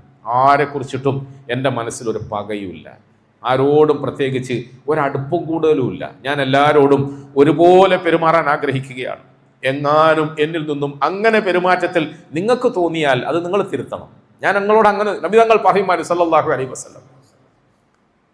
റസൂൽ സല്ലല്ലാഹു അലൈഹി വസല്ലം തങ്ങൾ നേരത്തെ പറഞ്ഞതുപോലെ സമൂഹത്തെ പ്രസംഗത്തിന് വേണ്ടിയിട്ട് സംബോധന ചെയ്യുമ്പോൾ അവരുടെ മുമ്പിൽ നല്ല ആളാകാൻ വേണ്ടി പറഞ്ഞു എന്ന് മാത്രമല്ല, ആയിഷ റളിയല്ലാഹു അൻഹ അവരുകളെ പോലെ തങ്ങളോടൊപ്പം ഭാര്യമാരായി ജീവിച്ചു പോന്നിരുന്ന തങ്ങളുടെ ഉമ്മഹാത്തുൽ മുഅ്മിനീങ്ങളായ ആളുകളെ ഒരുമിച്ചിരുത്തിയിട്ട് പറയുമായിരുന്നു, ഞാൻ നിങ്ങളുമായുള്ള എൻ്റെ പെരുമാറ്റത്തിൽ എന്തെങ്കിലും ഏറ്റ വ്യത്യാസം വന്നിട്ടുണ്ടെങ്കിൽ നിങ്ങൾ എനിക്ക് മാപ്പാക്കി തരണം.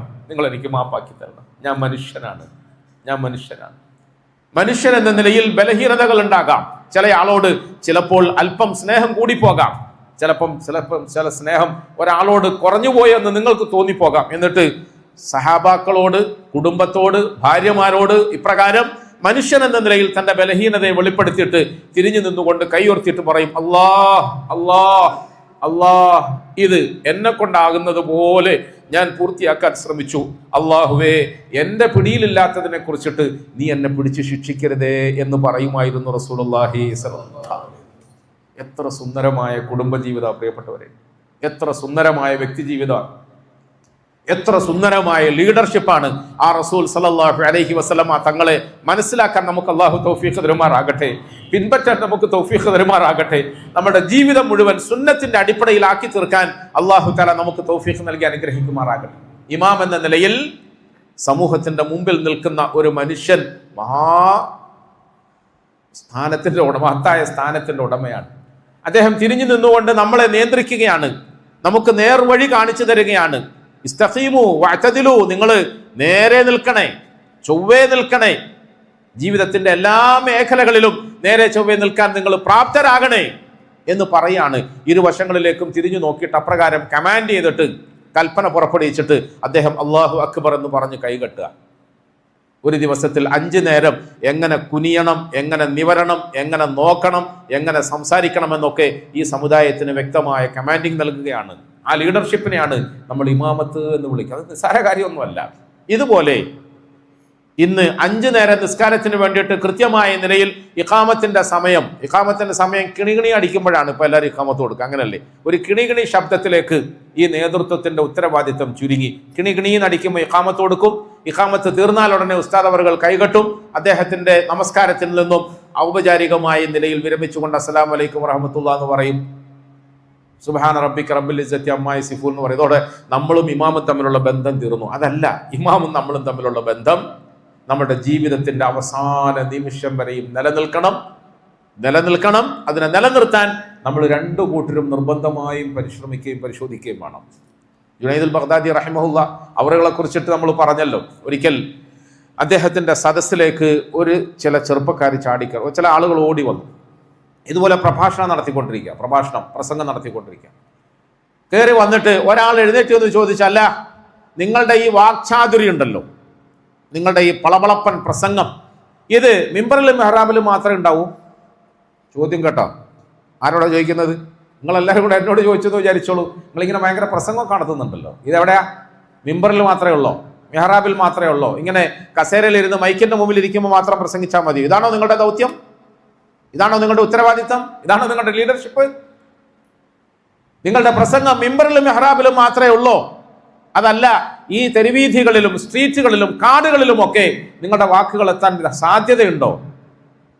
ചോദിക്കുക ഒരാള്. അപ്പോൾ വളരെ താഴ്മയോടുകൂടി, സഹോദര, എന്തുകൊണ്ടാണ് നീ അങ്ങനെ ചോദിച്ചത്? ആ വന്ന മനുഷ്യൻ, അദ്ദേഹം ഈമാനിയായ ജോഷിലാ പറഞ്ഞത്, അല്ലാതെ നമ്മളൊക്കെ ഉസ്താദന്മാരെ കുറ്റം പറയുന്നത് പോലെ കുറ്റം പറഞ്ഞൊന്നുമല്ല. അദ്ദേഹം ഈമാനിയായത്, എന്തുകൊണ്ടാണ് നീ അങ്ങനെ പറഞ്ഞത്? അപ്പൊ അദ്ദേഹം പറഞ്ഞു, ഞാൻ നടന്നു വരുന്ന വഴിയിൽ ചില ചെറുപ്പക്കാര് ഒരു മരത്തിന്റെ ചുവട്ടിൽ ഒളിഞ്ഞിരുന്നു കൊണ്ട് മദ്യപിക്കുന്നതായി കണ്ടു, വെള്ളമടിക്കുന്നതായി കണ്ടു. അത് കണ്ടപ്പോൾ എനിക്ക് വല്ലാതെ ബേജാറായി. ഞാൻ ഓടി വരികയായിരുന്നു. ഇവിടെ വന്നപ്പം ഇവിടെ സ്വർഗത്തെക്കുറിച്ച് പ്രസംഗിക്കുന്നു, നരകത്തെക്കുറിച്ച് പ്രസംഗിക്കുന്നു, അമലുകളെക്കുറിച്ച് പ്രസംഗിക്കുന്നു, ഇബാദത്തുകളെക്കുറിച്ച് പ്രസംഗിക്കുന്നു. പ്രസംഗം കേട്ട് സദസ്യരൊക്കെ പൊട്ടിക്കരയുന്നു, ദുആ ചെയ്യുന്നു. നിങ്ങളുടെ ഈ വാക്കുകൾ ഞങ്ങൾക്കൊക്കെ എഫക്റ്റ് ചെയ്യുന്നു.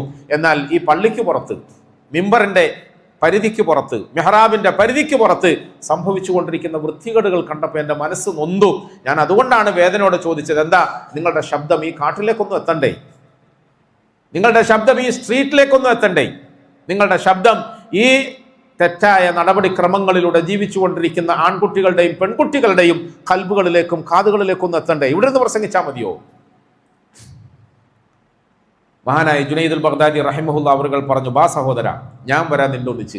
എൻ്റെ പ്രസംഗം, എൻ്റെ ശബ്ദം എനിക്ക് മെഹ്റാബിൽ മാത്രമല്ല, മിമ്പറിൽ മാത്രമല്ല ഉപയോഗിക്കാൻ അറിയുന്നത്, കാട്ടിലും കവലകളിലും ഉപയോഗിക്കാൻ അറിയാം. ബാ. അദ്ദേഹത്തിന്റെ കൈ പിടിച്ചുകൊണ്ട് ആ സഹോദരനെയും കൂട്ടിക്കൊണ്ട് പോയി. എവിടത്തേക്കാ പോയത്? മദ്യപാനികളായി ഒളിഞ്ഞിരുന്ന് ചില ദുഷിച്ച കർമ്മങ്ങൾ ചെയ്യുന്ന ചെറുപ്പക്കാരുടെ സദസ്സിലേക്ക് അദ്ദേഹം പോയി. സാധാരണഗതിയിൽ അത്തരക്കാരായ ആളുകൾ ഏതെങ്കിലും മുതിർന്നവരോ പോലീസുകാരോ പട്ടാളമോ ഭരണാധികാരികളുടെ ഭാഗത്തുള്ള ആളുകളോ ഒക്കെ വരുന്നെന്ന് കാണുമ്പോൾ ചീട്ട് കളിക്കുന്ന ആളൊക്കെ പണ്ട് ഇട്ടിട്ടോടാറില്ലേ അല്ലേ? ചീട്ട് കളിക്കുന്ന ആളുകൾ ഇട്ടിട്ടോടാറില്ലേ? അങ്ങനെ ഇട്ടിട്ടോടുമ്പോൾ ചിലപ്പം ചീട്ട് കളിയിൽ വെച്ചിരുന്ന ചില പൈസ ഒക്കെ അവിടെ ഒഴിഞ്ഞു പോകും. ആ പൈസ പിടിക്കാൻ വരുന്ന ആളുകൾ കട്ടെടുക്കും അല്ലേ? മോന്തായം വളഞ്ഞാൽ 66 വളയും നമ്മൾ പറഞ്ഞില്ലേ? അത് കട്ടെടുക്കാൻ വേണ്ടി വരുന്നവന്മാരാണ് പിടിക്കാൻ വരുന്നതെങ്കിൽ എന്തായിരിക്കും അവസ്ഥ? ഞാൻ ഇന്നലെ പറഞ്ഞു, എനിക്ക് പണ്ടത്തെ കാലത്തെ ദുഷിപ്പുകളും വൃത്തികേടുകളും മാത്രമേ കേട്ട് ശീലമുള്ളൂ. നമ്മുടെയൊക്കെ ചെറുപ്പത്തിൽ ഇങ്ങനെ ഒളിഞ്ഞിരുന്ന് ചീട്ട് കളിക്കുക, ചീട്ട് കളിക്കുമ്പോൾ പിടിക്കാൻ വേണ്ടിയിട്ട് ആൾ വരിക, എഴുന്നേറ്റിട്ട് ഓടുക, ഇതൊക്കെ നമ്മൾ കണ്ടിട്ടുള്ളൂ. ഇന്നത്തെ പുതിയ നിങ്ങളുടെ ഹൈടെക് യുഗത്തിലെ പുതിയ വൃത്തികേടുകളെ കുറിച്ചിട്ട് പറയാൻ എനിക്ക് അറിയില്ല. അറിയാതിരിക്കട്ടെ എന്നാണ് ഞാൻ ആഗ്രഹിക്കുന്നത്. അള്ളാഹു നമ്മളെയൊക്കെ കാത്തുരക്ഷിക്കുമാറാകട്ടെ. അങ്ങനെ മദ്യപിച്ചുകൊണ്ടിരിക്കുന്ന ഈ ചെറുപ്പക്കാര് കുറച്ച് നല്ല ആളുകൾ അവിടെ നിന്ന് ഇങ്ങനെ നടന്നു വരുന്നു എന്ന് കണ്ടപ്പോൾ അവരിട്ടിട്ട് ഓടാൻ ശ്രമിച്ചു. അപ്പോൾ ജുനൈദുൽ ബഗ്ദാദി കൂടെ ഉള്ളവരോട് പറഞ്ഞു, നിങ്ങൾ പോയിക്കോ, ഞാൻ ഒറ്റയ്ക്ക് കൈകാര്യം ചെയ്തോളാം, ഞാൻ ഒറ്റയ്ക്ക് പോയിക്കോളാം. അദ്ദേഹം പുറകെ പോയിട്ട് പറഞ്ഞു, ഹലോ, ഓടല്ലേ, നിങ്ങൾ വിചാരിക്കുന്നത് പോലെ ഞാൻ നിങ്ങളെ പിടിക്കാൻ വന്നൊന്നുമല്ല, ഞാൻ നിങ്ങളോടൊപ്പം ഒന്ന് ഷെയർ ചെയ്യാൻ വേണ്ടി വന്നതാണ്. ആര് പറയാ? ജുനൈദുൽ ബഗ്ദാദി റഹ്മത്തുള്ളാഹി. പോല്ല, എനിക്കൊന്ന് ലേശം ഇരിക്കാൻ വേണ്ടിയിട്ട് ഒരു നല്ല സംഘത്തെ കൂട്ടിന് കിട്ടണമെന്ന് ആഗ്രഹിച്ചുകൊണ്ട് ഞാൻ നടക്കുകയായിരുന്നു. എനിക്കും കുറച്ച് ഇരിക്കണമെന്നുണ്ട്. ഞാൻ നിങ്ങളുടെ കൂടെ ഉള്ള ആളാണ്, ഞാൻ ഇവരുടെ കൂടെ ഉള്ള ആളൊന്നുമല്ല. പ്രിയപ്പെട്ടവരെ, ജുനൈദുൽ ബഗ്ദാദി റഹിമഹുല്ലാ അവർകൾ ആ ചെറുപ്പക്കാരോട് ഒച്ചത്തിൽ വിളിച്ചു പറഞ്ഞു, നിക്ക് ഓടല്ലേ, ഞാൻ നിങ്ങളെ കൂടെ ഈ വൈകുന്നേരം ഒന്ന് അടിച്ചു പൊളിക്കാൻ അല്പസമയം ചെലവഴിക്കാൻ വേണ്ടിയിട്ട് വന്നതല്ലേ, നിങ്ങൾ എന്നെ ഇളക്കിയിട്ട് ഓടുകയാണോ? പോകല്ലേ എന്ന് പറഞ്ഞു. അപ്പൊ അവർക്ക് സംശയം. അവർ തിരിഞ്ഞു, എടാ, ഇത്ര വലിയ തൊപ്പിയും താടി തലപ്പാവും ഒക്കെ ഉള്ള ഈ മനുഷ്യനോ നമ്മളൊപ്പം ഇരിക്കാനോ? ഇന്നത്തെ കാലം അങ്ങനെയാണ് അല്ലേ? ഇന്നത്തെ കാലം അങ്ങനെയാണ്. രാത്രി മൊത്തം കുപ്പിയായിരിക്കും, രാവിലെ തൊപ്പിയിട്ട് പള്ളിയിലേക്ക് വരുമെന്നാണ് പറയുന്നത്. അള്ളാഹു നമ്മളെയൊക്കെ കാത്തുരക്ഷിക്കുമാറാകട്ടെ. കുപ്പിയും തൊപ്പിയും തമ്മിൽ ഭയങ്കര സംഘട്ടനമാണ് നമ്മുടെ സമൂഹത്തിൽ നടന്നുകൊണ്ടിരിക്കുന്നത്. രാത്രി മൊത്തം കുപ്പി, സുബഹി ആവുമ്പോൾ കുളിച്ച് കുപ്പായം ഇട്ട് തൊപ്പിയിട്ട് പള്ളിയിൽ വരും. ചിലപ്പം മുമ്പിൽ സഫിലും ഉണ്ടാവും. അള്ളാഹു നമ്മളെ കാത്തുരക്ഷിക്കുമാറാകട്ടെ. അപ്പം ആ ചെറുപ്പക്കാർക്ക് സംശയം, ഇയാൾ നമ്മളെ പറഞ്ഞു പറ്റിക്കലാണോ? ഞാൻ നിങ്ങളോടൊപ്പം ഇരിക്കാൻ വേണ്ടി വന്നതാണ്, നമുക്ക് ഇരിക്കാം. പ്രിയപ്പെട്ടവരെ, ഈ മഹാനവറുകൾ ആ ചെറുപ്പക്കാരെ അനുനയിപ്പിച്ചു, അവരോടൊപ്പം പോയി ഇരുന്നിട്ട് എന്തെല്ലാം പരിപാടി 420 എന്നൊക്കെ നമ്മൾ പണ്ട് പ്രസംഗിക്കുമ്പോൾ പറയും. ഇന്നത്തെ നമ്പറൊന്നും എനിക്കറിയില്ല. എന്തെല്ലാം പരിപാടി?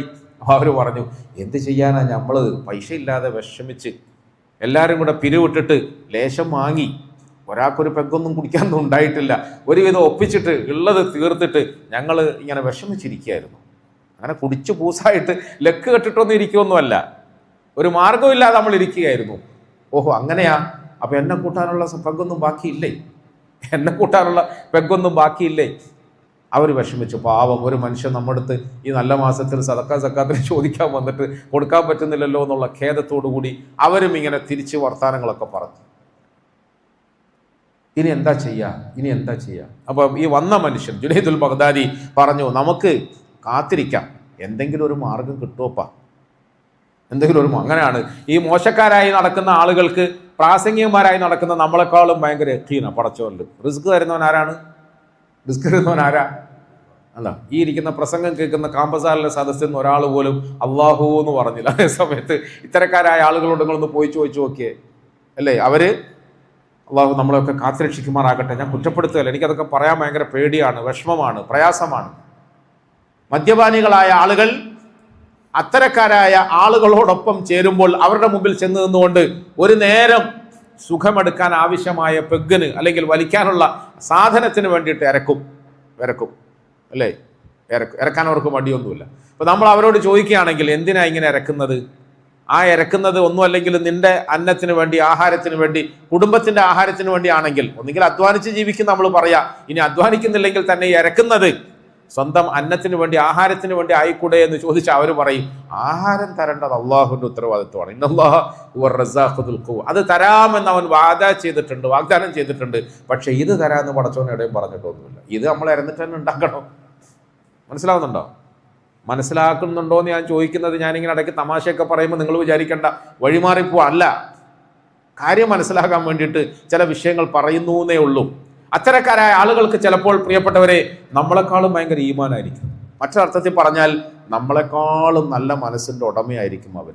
അതുകൊണ്ടാണ് അവർ തെറ്റിലേക്ക് വഴുതിപ്പോയത്. അവരെ ആരെയും നമ്മൾ മോശക്കാരായി കണക്കാക്കരുത്. അള്ളാഹു നമ്മുടെ പ്രിയങ്കരരായ മുഴുവൻ സഹോദരി സഹോദരന്മാരെയും നമ്മളെല്ലാവരെയും ഹിദായത്തിലാക്കുമാറാകട്ടെ. ഈ പരിശുദ്ധ റമദാനിൽ അവന്റെ മഗ്ഫിറത്ത് കൊണ്ട് നമ്മളെല്ലാവരെയും അള്ളാഹു കഴുകി വൃത്തിയാക്കി തരുമാറാകട്ടെ. ചിലപ്പോൾ വലിയ നിസ്കാരക്കാരും നിസ്കാര തഴമ്പുള്ളവരും നീളക്കുപ്പായം ധരിക്കുന്നവരും ഒക്കെ കൊണ്ടു നടക്കുന്ന കടുപ്പപ്പെട്ട മനസ്സിനെ അപേക്ഷിച്ചിട്ട് ഇത്തരക്കാരായ ആളുകളുടെ മനസ്സ് വളരെ നല്ല മനസ്സായിരിക്കും. പരോപകാരങ്ങൾക്ക് ഒരു പാതിരാത്രിയിൽ എന്തെങ്കിലും അപകടം സംഭവിച്ചാൽ പള്ളിയിൽ നിസ്കരിച്ചുകൊണ്ടിരിക്കുന്ന നമ്മൾ ഇറങ്ങിച്ചെല്ലാൻ മടിക്കും. കാരണം എന്താ? എൻ്റെ നിസ്കാരം മുടങ്ങൂലേന്നാ, എൻ്റെ തസ്ബീഹ് മുടങ്ങൂലേ, ദിക്റ് മുടങ്ങൂലേ. അതേസമയത്ത് ഇങ്ങനെ തെരുവിലൂടെ കറങ്ങി നടക്കുന്ന സാധുവായ ആ മനസ്സിന്റെ ഉള്ളിൽ എനിക്ക് കുറ്റം ചെയ്യാനേ അവസരം കിട്ടിയുള്ളൂ, നന്മ ചെയ്യാൻ അവസരം കിട്ടിയില്ലല്ലോ എന്ന ഖേദം നിറഞ്ഞു നിൽക്കുന്നു. അതുകൊണ്ടൊരു അവസരം കിട്ടിയപ്പോൾ അവന് മുമ്പും പിമ്പും ഒന്നും നോക്കാതെ ഓടി വന്ന് ആ ത്യാഗത്തിന് തയ്യാറാവും. ആ ത്യാഗത്തിന് അങ്ങനെയൊക്കെ പറയാൻ തുടങ്ങിയ 10,000-കണക്കിന് ഉദാഹരണങ്ങളും സംഭവങ്ങളും ഒക്കെ പറയേണ്ടി വരും. അള്ളാഹു എനിക്ക് നിങ്ങൾക്ക് മനസ്സിലാക്കി അമൽ ചെയ്യാനുള്ള സൗഭാഗ്യം നൽകി അനുഗ്രഹിക്കുമാറാകട്ടെ. പ്രിയപ്പെട്ടവരെ, ജുനൈദുൽ ബഗ്ദാദി റഹിമഹുല്ല ആ ചെറുപ്പക്കാരോടൊപ്പം ഇരുന്നിട്ട് പറഞ്ഞു, നമുക്ക് കാത്തിരിക്കാം, എന്തെങ്കിലും ഒരു വഴി ഉണ്ടാവും. ഞാൻ വന്നതുപോലെ വേറെ ആരെങ്കിലും ചിലപ്പം വരും നമ്മളെ കൂടെ ഇരിക്കാൻ വേണ്ടി. അങ്ങനെ വരുമ്പോൾ ചിലപ്പോൾ അവനൊരു കുപ്പി കൊണ്ടുവന്നാലോ, നമുക്ക് ഒന്നിച്ചിരിക്കാമല്ലോ, ഷെയർ ചെയ്യാലോ, ഇരിക്കാമോ, കുറച്ച് സമയം ഇരിക്കാം. അവരോടൊപ്പം ഇരുന്നു, കുശലങ്ങൾ പറഞ്ഞു, വിശേഷങ്ങൾ ചോദിച്ചു. അങ്ങനെ ഓരോന്നോരോന്ന് പറയുന്നതിൻ്റെ ഇടയിൽ വളരെ തന്ത്രപരമായ നിലയിൽ ഇദ്ദേഹം പറഞ്ഞു, നമുക്ക് ഞാൻ പറഞ്ഞതുപോലെ ആവശ്യമായ മദ്യവും ആഗ്രഹങ്ങളുമൊക്കെ ഇങ്ങോട്ട് കൊണ്ടെത്തിക്കുന്ന ഒരു പരിപാടിയെ കുറിച്ചിട്ട് ഞാൻ പറഞ്ഞു തരട്ടെ. ഒരു പരിപാടി. അതേതാ പരിപാടി? അത് ഞാൻ പറഞ്ഞുതരാം. നീ ഒരു കാര്യം ചെയ്യ്, എല്ലാവരും ആ കാണുന്ന പുഴയിൽ പോയി ഒന്ന് നന്നായി കുളിച്ച് റെഡിയായി വാ. ഞാനൊരു പരിപാടി പറഞ്ഞുതരാം. നമുക്ക് നമ്മളുടെ ഇത്തരം ആവശ്യങ്ങൾ സുലഭമായ നിലയിൽ എന്നും നേടിത്തരുന്ന ഒരു പ്രായോഗികമായ പരിപാടി ഞാൻ നിങ്ങൾക്ക് പറഞ്ഞു തരാം. അവരോട് കുളിച്ചിട്ട് വരാൻ പറഞ്ഞു. കുളിച്ചിട്ട് വന്നു. അവർ അന്നത്തെ കുട്ടികളാണ്, അന്നത്തെ ചെറുപ്പക്കാരാ, പറഞ്ഞാൽ കേൾക്കും. ഇന്നത്തെ ആണെങ്കിൽ മിക്കവാറും അവന് ടോൾ ഫ്രീ നമ്പറിലേക്ക് വിളിച്ചിട്ട് നമ്മളെ അങ്ങ് അറസ്റ്റ് ചെയ്തിട്ടുണ്ട്. പോക്സോക്ക് നമ്മളെ അങ്ങ് അറസ്റ്റ് ചെയ്യും. അവൻ ചെയ്യുന്ന വൃത്തികേടുകൾക്ക് നിയമത്തിന്റെ ഭാഷയിൽ പ്രത്യേകിച്ച് പേരുകളൊന്നുമില്ല. അവനെ തിരുത്താൻ ശ്രമിക്കുന്നവന് പോക്സോ ചുമത്തും, അകത്താക്കും. അത് നമ്മുടെ മക്കളെ ആണെങ്കിലും ശരി, മക്കളെ മുഖത്ത് നോക്കി നമ്മൾ കണ്ണുരുട്ടിയാൽ, മക്കൾക്ക് ചെയ്ത കുരുത്തക്കേട് സഹിക്കാൻ വയ്യാതായപ്പോൾ അവനെ ഒരു ചെറിയൊരു കൊട്ടു കൊടുത്താൽ അതിൻ്റെ പേരിലും നമുക്ക് വകുപ്പുണ്ട്. നമ്മളെ അകത്താക്കാം, അവനെ അകത്താക്കാൻ വകുപ്പൊന്നുമില്ല. അള്ളാഹു നമുക്ക് തിരുത്താൻ, ചിന്തിക്കാൻ, നന്നാകാനൊക്കെ തൗഫീഖ് നൽകി അനുഗ്രഹിക്കുമാറാകട്ടെ. ആ ചെറുപ്പക്കാര് പറഞ്ഞാൽ കേട്ടു. അവര് പുഴയിൽ പോയി കുളിച്ചു, വുളൂ ചെയ്തു, അവർ തിരിച്ചു വന്നു. അതുകൊണ്ട് പറഞ്ഞു, നമുക്ക് 2 റക്അത്ത് നിസ്കരിക്കാം, സുജൂദിൽ കിടക്കാം, അള്ളാഹിനോട് ചോദിക്കാം, ഈ ആവശ്യങ്ങളൊക്കെ നടത്തി തരേണ്ടത് ആരാ? അള്ളാഹുവാണ്. ഈ ആവശ്യങ്ങളൊക്കെ നടത്തി തരേണ്ടവൻ അള്ളാഹുവാണ്. ഞാൻ ഇന്നലെ മെനഞ്ഞാന്ന് ഒരു സുഹൃത്തുമായിട്ട് ഇങ്ങനെ സംസാരിച്ചുകൊണ്ടിരിക്കുമ്പോൾ അദ്ദേഹം പറഞ്ഞു, ഇന്നത്തെ പുതിയ തലമുറയുടെ കുറേ വൃത്തികേടുകൾ ഇങ്ങനെ പറഞ്ഞു. അപ്പോൾ ഞാൻ അദ്ദേഹത്തോട് പറഞ്ഞു, നമ്മൾ അതിൻ്റെ പേരിൽ അവരെ കുറ്റപ്പെടുത്തി സംസാരിക്കുന്നതുകൊണ്ട് കാര്യമൊന്നുമില്ല. ആ കുറ്റങ്ങളെ തന്നെ വീണ്ടും വീണ്ടും പറയുന്നത് കൊണ്ടും കാര്യമില്ല.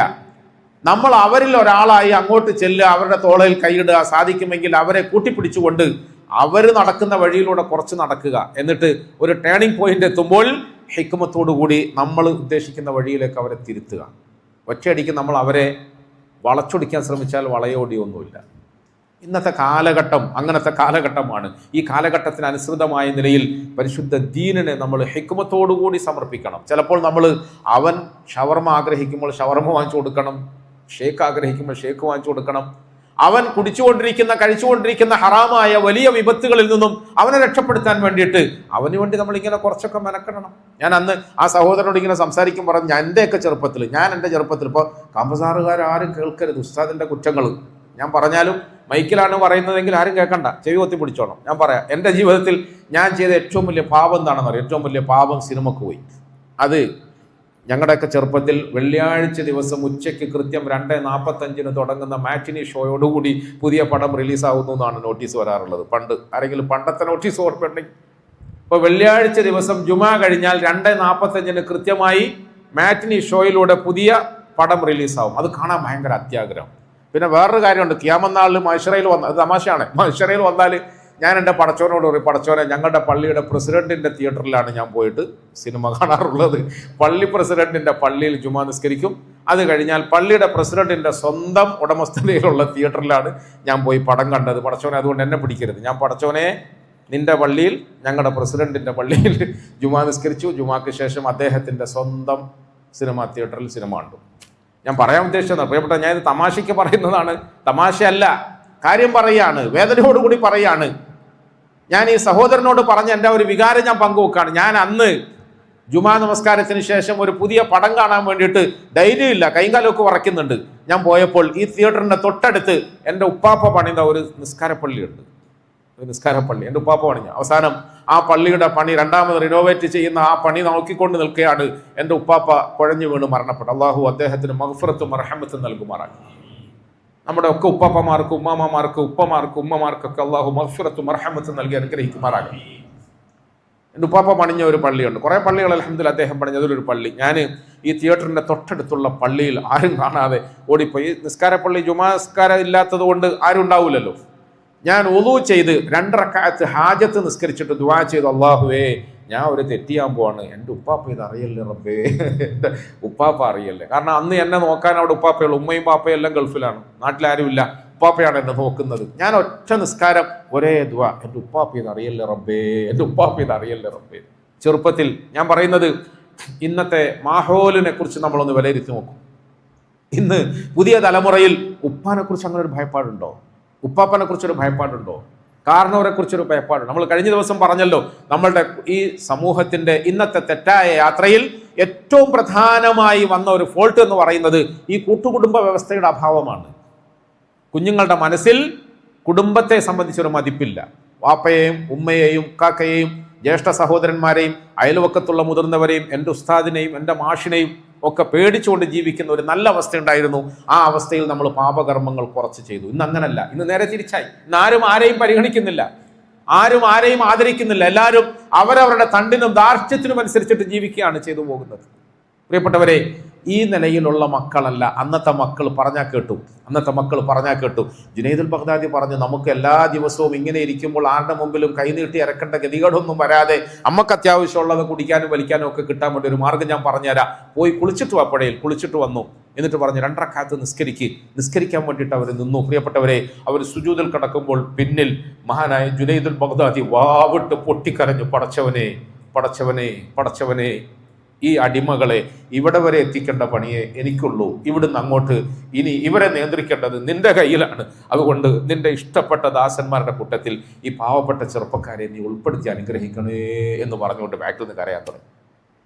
പ്രിയപ്പെട്ടവരെ, നമ്മളിങ്ങനെ മൈക്ക് കിട്ടുമ്പോൾ പള്ളിയിലെ പ്രസംഗപീഠത്തിൽ ഇരുന്നു കൊണ്ട് ഘോരഘോരം പ്രഭാഷണം നടത്തിയിട്ട് ഉത്തരവാദിത്വം തീർന്നു എന്ന് വിചാരിക്കലല്ല. എന്നിട്ട് സൗകര്യം കിട്ടുമ്പോഴൊക്കെ ഈ സാധുക്കളായ സമുദായത്തിലെ പുതിയ തലമുറയിലെ ചെറുപ്പക്കാരിത്തികളെയും കുറ്റപ്പെടുത്തി സംസാരിക്കലും അല്ല. സാധിക്കുമെങ്കിൽ അവരുടെ പിന്നാലെ ഇങ്ങനെ കൂടണം, സ്നേഹത്തിലും മുഹബ്ബത്തിലും തോളിൽ കൈയിട്ടുകൊണ്ട് അവരെ നമ്മളോടൊപ്പം ചേർക്കണം. അവരെ റുക്കൂ സുജൂദുകളിൽ കടത്തിയിട്ട് പിന്നിൽ ഉറക്കമൊഴിഞ്ഞ 2 കണ്ണുകളിലൂടെ നീർച്ചാല് പോലെ ഒഴുക്കി അള്ളാഹുവിന്റെ മുമ്പിൽ കരഞ്ഞ് നമ്മൾ ദുആ ചെയ്യണം. അള്ളാഹുവേ, എന്നെ കൊണ്ട് എന്നെയും എൻ്റെ കുടുംബത്തെയും എൻ്റെ സമൂഹത്തെയും നീ നന്നാക്കണേ. അല്ലാഹുമ്മ ഹ്ദിനാ നമ്മളോട് ദ്വാരക്കാൻ പറഞ്ഞു. അല്ലാഹുമ്മ ഹ്ദിനാ, എന്നെ നീ നേർമാർഗത്തിൽ നയിക്കണേ. വഹ്ദിബിനാ, ഞങ്ങളിലൂടെ എൻ്റെ ശബ്ദം കേൾക്കുന്നവരെ നീ നേർമാർഗത്തിൽ നയിക്കണേ. വഹ്ദിന്നാസ ജമീഅ, ജനങ്ങളിൽ നന്മയുണ്ടാകാൻ, നേർമാർഗമുണ്ടാകാൻ ഞങ്ങളെ കാരണക്കാരാക്കണേ പടച്ചവനെ എന്ന് ദുആ. അല്ലാഹു അമൽ ചെയ്യാൻ തൗഫീഖ് തരുമാറാകട്ടെ. എന്താ നമ്മൾ പറഞ്ഞത്? ഒരു നാട്, ബസ്ര എന്ന് പറയുന്ന നാട്ട്, ആ നാട്ടിൽ ഒരു മഹാനായ മനുഷ്യനുണ്ടായിരുന്നു. പറഞ്ഞത് നിങ്ങൾ വിട്ടുപോകുന്നുണ്ടോ? ഉണ്ടാവില്ല. കുറെ ഇങ്ങനെ അങ്ങോട്ടും ഇങ്ങോട്ടൊക്കെ പോകുമ്പോൾ ആ നാട്ടിൽ ജനങ്ങളെ ദീനിയായ നിലയിൽ സംസ്കരിച്ചെടുക്കുന്നതിന് വേണ്ടി അവരുടെ ഷെയ്ഖായ നിലയിൽ വാണരളിയിരുന്ന ഒരു മഹാനായ മനുഷ്യനുണ്ടായിരുന്നു. മഅറൂഫുൽ ഖർഖി എന്നാണ് അദ്ദേഹത്തിന്റെ പേര്. ആ നാട്ടുകാർ ഒരു ദിവസം സംഘടിച്ചുകൊണ്ട് അദ്ദേഹത്തിന്റെ മുമ്പിൽ വന്നു, പള്ളിയിൽ വന്നു, അദ്ദേഹത്തിന്റെ സദസ്സിൽ വന്നിട്ട് പറഞ്ഞു, മഹാനവറുകളെ, എത്ര നാളായി നമ്മുടെ നാട്ടിൽ മഴയില്ലാതെ കഷ്ടപ്പെടുന്നു. അതുകൊണ്ട് ഞങ്ങൾ എല്ലാവരും ഇന്ന് വന്നത് അങ്ങയെ കൊണ്ട് മഴയ്ക്ക് വേണ്ടി ദ്വാരപ്പിക്കാനാണ്. അങ്ങനെയാണല്ലോ നമ്മുടെ നാട്ടിലെ അറിയപ്പെട്ട ഉസ്താദന്മാർക്ക് പോവാ, എന്തെങ്കിലും ആവശ്യങ്ങൾക്ക് വേണ്ടിയിട്ട് ദ്വാ ചെയ്യാം. പല സഹോദരങ്ങളും എന്നോട് ഞാൻ ഇങ്ങോട്ട് വരുമ്പോഴും, ഇപ്പം നേരത്തെ കണ്ടില്ല, ഇവിടെ വന്നിരുന്നപ്പോഴും ഒരാൾ ഓടി വന്നു. പലരും പല നിലയിൽ വസിയത്ത് ചെയ്യാറുണ്ട്. അല്ലാഹു തആല ദുആ കൊണ്ട് വസിയത്ത് ചെയ്ത് നമ്മുടെ മുഴുവൻ സഹോദരങ്ങളുടെയും ഹലാലായ എല്ലാ ആഗ്രഹങ്ങളെയും സഫലമാക്കി കൊടുക്കുമാറാകട്ടെ. എല്ലാ രോഗങ്ങളെയും അള്ളാഹു ഷിഫാക്കി കൊടുക്കുമാറാകട്ടെ. എല്ലാ നിലയിലുള്ള ബുദ്ധിമുട്ടുകളെ തൊട്ടും അള്ളാഹു നമ്മളെല്ലാവരെയും കാത്തുരക്ഷിക്കുമാറാകട്ടെ. നാട്ടുകാരെല്ലാവരും സംഘടിച്ച് അദ്ദേഹത്തിന്റെ സദസ്സിൽ വന്നിട്ട്, മഴയ്ക്ക് വേണ്ടി ഞങ്ങൾ കഷ്ടപ്പെടുകയാണ്, അങ്ങൊന്ന് ദ്വാരക്കണം എന്ന് പറഞ്ഞു. ദ്വാരക്കണം. ആ ശരി, എല്ലാവരും വാ, ഇരിക്ക്, അൽ ഫാത്തിഹ, ഞാൻ ദ്വാരക്കാം എന്നല്ലേ പറയണം. എന്ന് പറയുന്നതിന് പകരം അദ്ദേഹം പറഞ്ഞു, മഴയ്ക്ക് വേണ്ടിയല്ലേ ദുആ എടുക്കേണ്ടത്? നിങ്ങൾക്ക് മഴയല്ലേ വേണ്ടത്? അതെ. എന്നാൽ അതാ ആ കാണുന്ന ചെറിയ പെട്ടിപ്പിടിയല്ലേ, പെട്ടിപ്പിടിയാ, ആ പെട്ടിപ്പീടിയയിൽ ഒരു മനുഷ്യൻ ഇരിക്കുന്നുണ്ട്. ആ മനുഷ്യനോട് പോയിട്ട് പറയൂ, അയാൾ ദ്വാരക്കട്ടെ, അയാൾ ദ്വാരക്കട്ടെ. അപ്പോൾ വന്ന ആളുകൾ എന്താ പറയാ?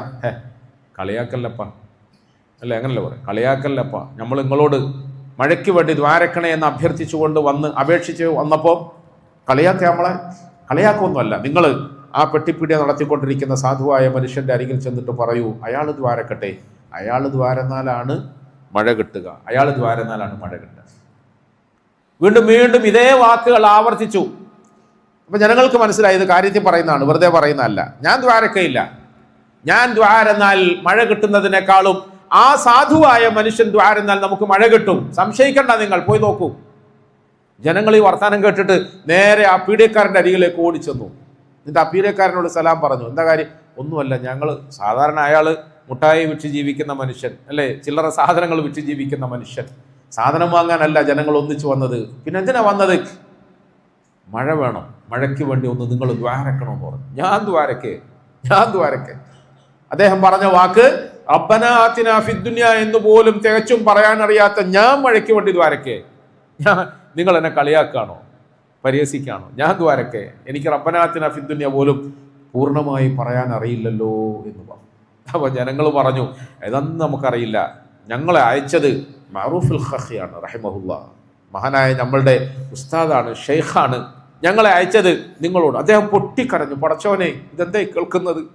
ഇത്രയും വലിയൊരു മഹാനായ ഉസ്താദ് ഞങ്ങളുടെ നാട്ടിലുണ്ടായിട്ട് നാട്ടുകാര് മഴയ്ക്ക് വേണ്ടിയിട്ട് ചോദിച്ചപ്പോൾ എന്നോട് ദ്വാരക്കാൻ പറയോ? എന്നോട് ദ്വാരക്കാം? അതെ, നിങ്ങളോട് ദ്വാരക്കാൻ പറഞ്ഞു. അത് ഉസ്താദിന്റെ കൽപ്പനയാണ്, നിങ്ങൾ ദ്വാരക്കണം. പ്രിയപ്പെട്ടവരെ, ആ സാധുവായ മനുഷ്യൻ കൽപ്പന കേട്ടാൽ പിന്നെ അനുസരിച്ചോളണമെന്നാണല്ലോ. കൽപ്പന കേട്ടാൽ പിന്നെ അനുസരിച്ചോളണമെന്നാണ്. ആ കൽപ്പനയ്ക്ക് മുമ്പിൽ ആജ്ഞാനുവർത്തിയായി അദ്ദേഹം ഇരിക്കുന്ന പീടികയിൽ തന്നെ ഇരുന്നു കൊണ്ട് രണ്ട് കൈയും ആകാശത്തേക്ക് പൊക്കി പിടിച്ചുകൊണ്ട് വാവിട്ട് കരഞ്ഞു. എന്തിൻ്റെ കരച്ചിലായത്? അറിവില്ലായ്മയുടെ കരച്ചിലാണ്. അറിയില്ല എന്നുള്ള ബോധത്തിന്റെ പേരിൽ ആ കണ്ണുകൾ നനഞ്ഞൊഴുകുകയാണ്. അറിയില്ല എന്നുള്ള ബോധമുണ്ട്. അള്ളാഹുവിലുള്ള അടിയുറച്ച വിശ്വാസത്തോടു കൂടി ആ സാധുവായ മനുഷ്യൻ കരഞ്ഞ് ദുആ ചെയ്തു. ചരിത്രകാരന്മാർ എഴുതുന്നുണ്ട്, ഈ നാട്ടുകാരൊക്കെ അത്ഭുതപ്പെടുമാറ് പീടികയിൽ നിന്നും ദുആ കഴിഞ്ഞ് പുറത്തേക്ക് ഇറങ്ങിയപ്പോൾ ആകാശം ഇരുണ്ടു, കറുത്തു, ശക്തമായ ഇടിമിന്നലോടുകൂടി കോരിച്ചൊരിയുന്ന മഴ പെയ്തു. എല്ലാവരും അത്ഭുതപ്പെട്ടു. അൽഹംദുലില്ലാഹ്, ഇന്ന് മഴയൊക്കെ കിട്ടി, സന്തോഷമായി. അടുത്ത ദിവസം മഹാനായ മഅറൂഫുൽ ഖഖിയുടെ മുമ്പിൽ ശിഷ്യഗണങ്ങളൊക്കെ ഒത്തുകൂടിയിട്ട് പറഞ്ഞു, എന്താ ഇതിൻ്റെ ഉള്ളു, എന്താ ഇതിൻ്റെ രഹസ്യം?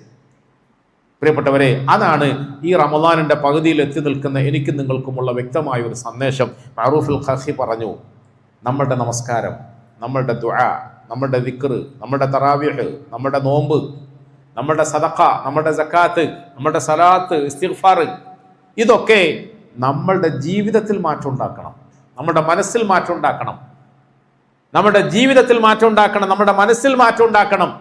ജീവിതത്തിലും മനസ്സിലും മാറ്റമുണ്ടാവുക എന്ന് പറയുന്നത് നമ്മളുടെ നീളക്കുപ്പായത്തിന്റെയും തലപ്പാവിന്റെയും ബാഹ്യമായി നമ്മുടെ നെറ്റിത്തടങ്ങളിൽ കാണുന്ന തഴമ്പിന്റെയും പേരിലല്ല തിരിച്ചറിയുക. നമ്മുടെ വലിയ വലിയ പ്രഭാഷണത്തിന്റെയും പ്രസംഗത്തിന്റെയും പേരിലല്ല തിരിച്ചറിയുക. നമ്മളുടെ നിത്യജീവിതത്തിൽ നമുക്ക് പുലർത്താൻ കഴിയുന്ന വ്യക്തിവിശുദ്ധിയിലൂടെയാണ്. അദ്ദേഹം പറഞ്ഞു, 30 വർഷമായി ഞാൻ ഈ മനുഷ്യനെ കാണുന്നു. 30 വർഷമായി ഞാൻ ഈ മനുഷ്യനെ കാണുന്നു. ഞാൻ ഇവിടെ പ്രസംഗങ്ങൾ നടത്തിക്കൊണ്ട്, പ്രഭാഷണങ്ങൾ നടത്തിക്കൊണ്ട് വർഷങ്ങൾ പിന്നിട്ടപ്പോൾ ഞങ്ങളുടെ കൺമുമ്പിൽ ഈ മനുഷ്യൻ 30 വർഷമായി. വലിയ ദാരിദ്ര്യമാണ് അയാൾക്ക്. ഭാര്യയും കുറേ മക്കളും ഉണ്ട്. പലജാതി കഷ്ടപ്പാടുണ്ട്, എന്നും കുന്നും. അങ്ങനെയാണല്ലോ, ഒരു ദിവസം പണിയെടുത്തു, 2 ദിവസം പണിയെടുത്തു, 3 ദിവസം പണിയെടുത്തു. ഒരു തരത്തിൽ ശനിയാഴ്ച കൂലി വാങ്ങുമ്പോഴേക്കും മനസ്സിൽ കുറേ സ്വപ്നങ്ങൾ കണ്ടു. ആ സ്വപ്നങ്ങൾ കണ്ടിട്ട് അതിൽ നിന്ന് കുറച്ചൊക്കെ പൈസ ഇങ്ങനെ മാറ്റി വെച്ച്, ഇന്ന സംഗതി ഭാര്യ കുറേ നാളായി പറയുന്നു, ഒന്ന് വാങ്ങിക്കൊടുത്തളയാം എന്നൊക്കെ വിചാരിച്ച് നമ്മളിങ്ങനെ ശനിയാഴ്ച കൂലിയൊക്കെ വാങ്ങിച്ച് വീട്ടിലേക്ക് വരുമ്പോഴാണ് ഒരു കുഞ്ഞിക്ക് സുഖമില്ല, ഹോസ്പിറ്റലിൽ കൊണ്ടുവന്ന് പറയാം. അങ്ങനല്ലേ?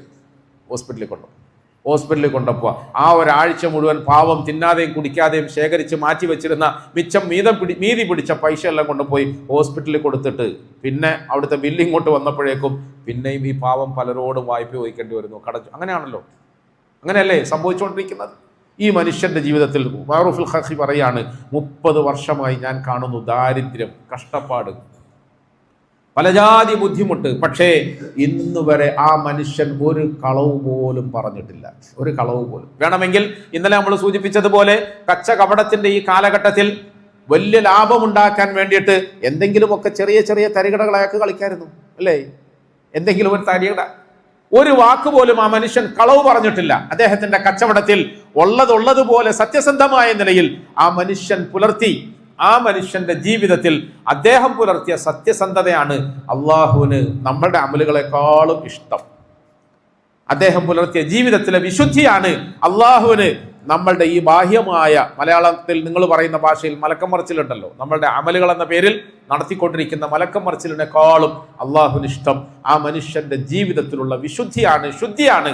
അതുകൊണ്ട് ആ മനുഷ്യൻ നാവെടുത്ത് അള്ളാഹുവിനോടൊന്ന് ചോദിച്ചാൽ അത് അള്ളാഹു തആല പൂർണ്ണമായും കൊടുക്കുമെന്ന കാര്യത്തിൽ ഒരു സംശയവും വേണ്ട എന്ന് പറഞ്ഞു. പ്രിയപ്പെട്ടവരെ, പരിശുദ്ധ റമളാനിലൂടെ, ആ റമളാനിൽ നമ്മൾ നിർവഹിച്ച അമലുകളിലൂടെ അള്ളാഹു അതൊക്കെ സ്വീകരിക്കുമാറാകട്ടെ, ഖബൂലാക്കുമാറാകട്ടെ. ഇത്രയും ദിവസം നമ്മൾ പറഞ്ഞു കേട്ട വഅദ്, നസീഹത്ത്, ഉറുദികളിലൂടെ, പ്രസംഗങ്ങളിലൂടെ നമ്മുടെ മനസ്സിൽ എന്തു മാറ്റമുണ്ടായി, നമ്മുടെ ജീവിതത്തിൽ എന്തു മാറ്റമുണ്ടായി? ഇനി അങ്ങോട്ടുള്ള നമ്മുടെ ജീവിതം ഏത് നിലയിൽ ആക്കി തീർക്കണമെന്നാണ് നമ്മൾ തീരുമാനിക്കുന്നത്. ആ ഒരു തീരുമാനം നമ്മുടെ ഭാഗത്തു നിന്നാണ് ഉണ്ടാകേണ്ടത്. നമ്മൾ ഇന്നലെ പറഞ്ഞല്ലോ, തൗബ, ഇസ്തിഗ്ഫാർ എന്നൊക്കെ പറഞ്ഞാൽ ചെയ്തുകൊണ്ടിരുന്ന പാപകർമ്മങ്ങളിൽ നിന്നും പൂർണ്ണമായി കൈ കഴുകി, ഖൽബ് കഴുകി, വൃത്തിയാക്കി, ശുദ്ധിയാക്കി, അതിനെ അടിയോടുകൂടി പറിച്ചെറിഞ്ഞ് ഇനി ഒരു പുതിയ ജീവിതത്തിലേക്ക് നടക്കാൻ ശ്രമിക്കുക. അള്ളാഹു എനിക്ക് നിങ്ങൾക്ക് തൗഫീഖ് തരുമാറാകട്ടെ. ഇനി ഒരു പുതിയ ജീവിതത്തിലേക്ക് നടക്കുമ്പോൾ നമ്മളുടെ വ്യക്തി ജീവിതത്തിൽ ഇനി ഒരു വിശുദ്ധിയില്ലായ്മയും വരരുത്. കളവ് പറയരുത്, ചതിവ് ചെയ്യരുത്, വഞ്ചന ചെയ്യരുത്, ചീത്ത പറയരുത്, ഗീബത്ത് പറയരുത്. ഇതൊന്നും വെറുതെ പറയുന്നതല്ല, ഗീബത്ത് പറയരുത്. നമ്മൾ ഒരു ഭർത്താവ് എന്ന നിലയിൽ ഭാര്യമാരോട് നല്ല നിലയിലേ പെരുമാറാവൂ. ഭാര്യ എന്ന നിലയിൽ ഭർത്താവിനോട് നല്ല നിലയിലേ പെരുമാറാവൂ. അഥവാ ഞാനും നിങ്ങളും ഏതെങ്കിലും തരത്തിൽ ഇനിയും മോശപ്പെട്ട അവസ്ഥയിലേക്ക് പോയാൽ ആളുകൾ നമ്മളെ മാത്രമല്ല കുറ്റം പറയുക, നമുക്ക് നേതൃത്വം നൽകിയ ഉസ്താദന്മാരെ കുറ്റം പറയും, നമ്മളെ നന്നാക്കാൻ വേണ്ടിയിട്ട് പടച്ചവൻ തന്ന നോമ്പിനെ കുറ്റം പറയും. അങ്ങനല്ലേ? ഓൻ നോമ്പെടുത്തിട്ട് എന്താ കാര്യം? ഓൻ കൊല്ലത്തിൽ ഉംറക്ക് പോന്നു, ഓൻ ഉംറക്ക് പോയിട്ട് എന്താ കാര്യം? ഓൻ ഇടയ്ക്കിടെ ഹജ്ജിന് പോന്നു, ഓൻ ഹജ്ജ് പോയിട്ട് എന്താ കാര്യം? ആരെയാ കുറ്റം പറയുന്നത്? ആരെയാ കുറ്റം പറയുന്നത്? നമ്മളെ മാത്രമല്ല, ഉംറയെ കുറ്റം പറയുകയാണ് അവര്, ഹജ്ജിനെ കുറ്റം പറയുന്നത്.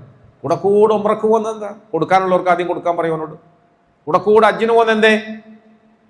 അവൻ പലരുടെയും സ്വത്തുക്കൾ, അവകാശങ്ങൾ പിടിച്ചു വെച്ചിട്ടില്ലേ? അതൊക്കെ ആദ്യം എഴുതി കൊടുക്കാൻ പറയും.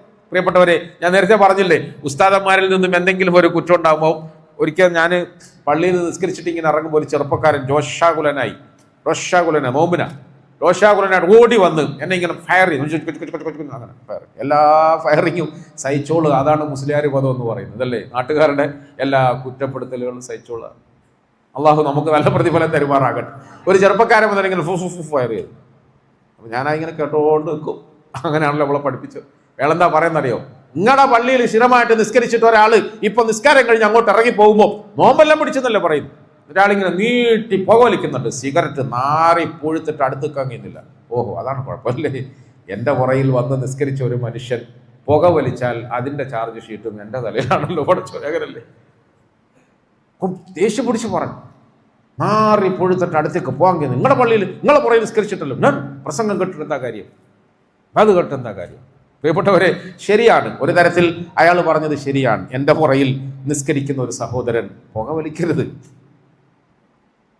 എൻ്റെ പുറയിൽ നിസ്കരിക്കുന്ന ഒരു സഹോദരൻ അങ്ങനെ മോശപ്പെട്ട ഒരു പ്രവൃത്തി ചെയ്യരുത് എന്ന നിർബന്ധ ബുദ്ധി അവർക്ക് ഇമാമായി നിൽക്കുന്ന എനിക്കുണ്ടാകണം. ശരിയാ. പക്ഷെ നമ്മൾ കഴിവില്ലാത്തവരല്ലേ? കഴിവില്ലാത്തത് കൊണ്ട് പുറകെ നിൽക്കുന്ന എല്ലാവരെയും അങ്ങനെ നിയന്ത്രിക്കാൻ കഴിയില്ല. എന്ന് മാത്രമല്ല, മുമ്പിൽ നിൽക്കുന്ന നമ്മൾ ആദ്യം നന്നാകണ്ടേ, പിന്നല്ലേ നിങ്ങളെ നിയന്ത്രിക്കാം. അല്ലാഹു നമുക്ക് നന്നാകാൻ തൗഫീഖ് തരുമാറാകട്ടെ, നന്നാകാൻ തൗഫീഖ് തരുമാറാകട്ടെ. പ്രിയപ്പെട്ടവരെ, പരിശുദ്ധ റമളാൻ അൽഹംദുലില്ലാഹ് 10-15 ദിവസക്കാലം പടച്ചോൻ നമുക്ക് നൽകി. ഇനി എത്ര ദിവസം ബാക്കിയുണ്ടെന്ന് നമുക്കറിയില്ലല്ലോ. ഈ ദിവസങ്ങളിൽ പ്രിയപ്പെട്ടവരെ, നമ്മൾ പരമാവധി സൽക്കർമ്മങ്ങൾ വർദ്ധിപ്പിക്കണം, ദുഷ്കർമ്മങ്ങളിൽ നിന്നും അകന്നു നിൽക്കണം. ഫറദായ ഇബാദത്തുകൾ കൃത്യമായി നമ്മൾ അനുഷ്ഠിക്കണം.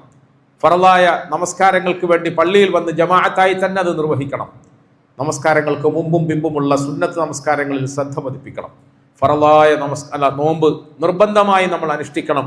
നോമ്പിന് വിരുദ്ധമായ, അതിൻ്റെ പവിത്രതയ്ക്ക് നിരക്കാത്ത ഒരു കാര്യങ്ങളിലും നമ്മൾ ഏർപ്പെടരുത്.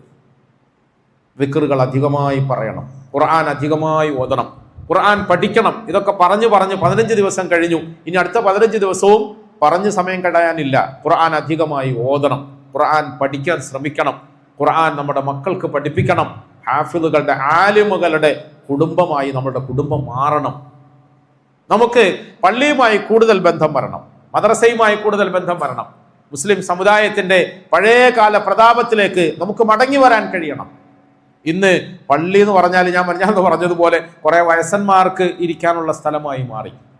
മറ്റൊരർത്ഥത്തിൽ പറഞ്ഞാൽ കുറെ വയസ്സന്മാർക്ക് ഭരിക്കാനുള്ള ഒരിടമായി മാറി. അത് രണ്ടുമല്ല, നമ്മുടെ പുതിയ തലമുറയ്ക്ക് പള്ളിയോട് ബന്ധമുണ്ടാകണം. ആരെങ്കിലും മൻ അലിഫൽ മസ്ജിദ അലിഫഹുല്ലാഹ്, ആരെങ്കിലും പള്ളിയുമായി ഇണങ്ങിയാൽ അവനുമായി അള്ളാഹു ഇണങ്ങുന്നതാണെന്ന് റസൂലുള്ളാഹി സ്വല്ലല്ലാഹു അലൈഹി വസല്ലം. അതിന്റെ നേരെ എതിരർത്ഥം എന്താ പ്രിയപ്പെട്ടവരെ? ആരെങ്കിലും പള്ളിയുമായി പിണങ്ങിയാൽ പടച്ചവൻ അവരുമായി പിണങ്ങുന്നതാണ്. ഞാൻ ഇന്നലെ പാതിരാത്രിയിൽ എൻ്റെ മകനൊരു ചെറിയ വേദന ഇളകിയപ്പം അവനെ കൂട്ടിക്കൊണ്ട് ഹോസ്പിറ്റലിൽ പോയി. മുസ്ലിമീങ്ങൾ തിങ്ങി പാർക്കുന്ന പ്രദേശത്ത് പാതിരാത്രിയിൽ റമദാൻ മാസത്തിന്റെ 14-ാം രാവെന്നൊക്കെ നമ്മൾ പറയുന്ന ആ പുണ്യമായ രാത്രിയിൽ, പാതിരാത്രിയിൽ അവിടെ ചെന്നപ്പം കുറേ ചെറുപ്പക്കാർ ടർഫിൽ കളിക്കുന്നു ആവേശത്തോടെ. 23 റക്അത്ത് തറാവീഹ് നമസ്കരിക്കാൻ വേണ്ടിയിട്ട് കൽപ്പിക്കപ്പെട്ടപ്പോൾ അത് കഴിയാത്ത നമ്മളുടെ പുതിയ തലമുറ പാതിരാത്രിയിൽ ടർഫിൽ കളിക്കുക, ഒരു മടിയുമില്ല. ഇത് റമദാനാണെന്നുള്ളൊരു ബോധവുമില്ല. ഇന്നലെ ഉച്ചയ്ക്ക് ഞാൻ ഇവിടുത്തെ പരിപാടിയൊക്കെ കഴിഞ്ഞിങ്ങനെ പോകുമ്പോൾ ഒരു കുടുംബത്തോടൊപ്പം നടന്നു പോകുന്ന കുട്ടികൾ, കുറച്ച് മുതിർന്ന കുട്ടികൾ, ആ കുട്ടികളുടെ കയ്യിൽ സെവനപ്പിൻ്റെയും മറ്റുമൊക്കെ ബോട്ടിൽ ഇങ്ങനെ പരസ്യമായി കുടിച്ചുകൊണ്ട് പോകും. വേദന തോന്നി, വിഷമം തോന്നി. പക്ഷെ നേരത്തെ പറഞ്ഞതുപോലെ ആരോടും ഇപ്പോൾ കർശനമായ ഭാഷയിൽ ഒന്നും പറഞ്ഞുകൂടാലോ. വേദനിക്കുന്ന മനസ്സുമായി ഞാൻ ആ കുട്ടികളോട് ചിരിച്ച ഹോയ് ഹോയ് ഹോയ് നോമ്പ് നോമ്പ് നോമ്പ് നോമ്പ് വേറെ എന്താ പറയാ, ഹോയ് ഹോയ് എന്നുള്ളത് ഹാ എന്ന് പറഞ്ഞു പോയാൽ നമ്മൾ അറസ്റ്റ് ചെയ്യില്ല. അങ്ങനല്ലേ?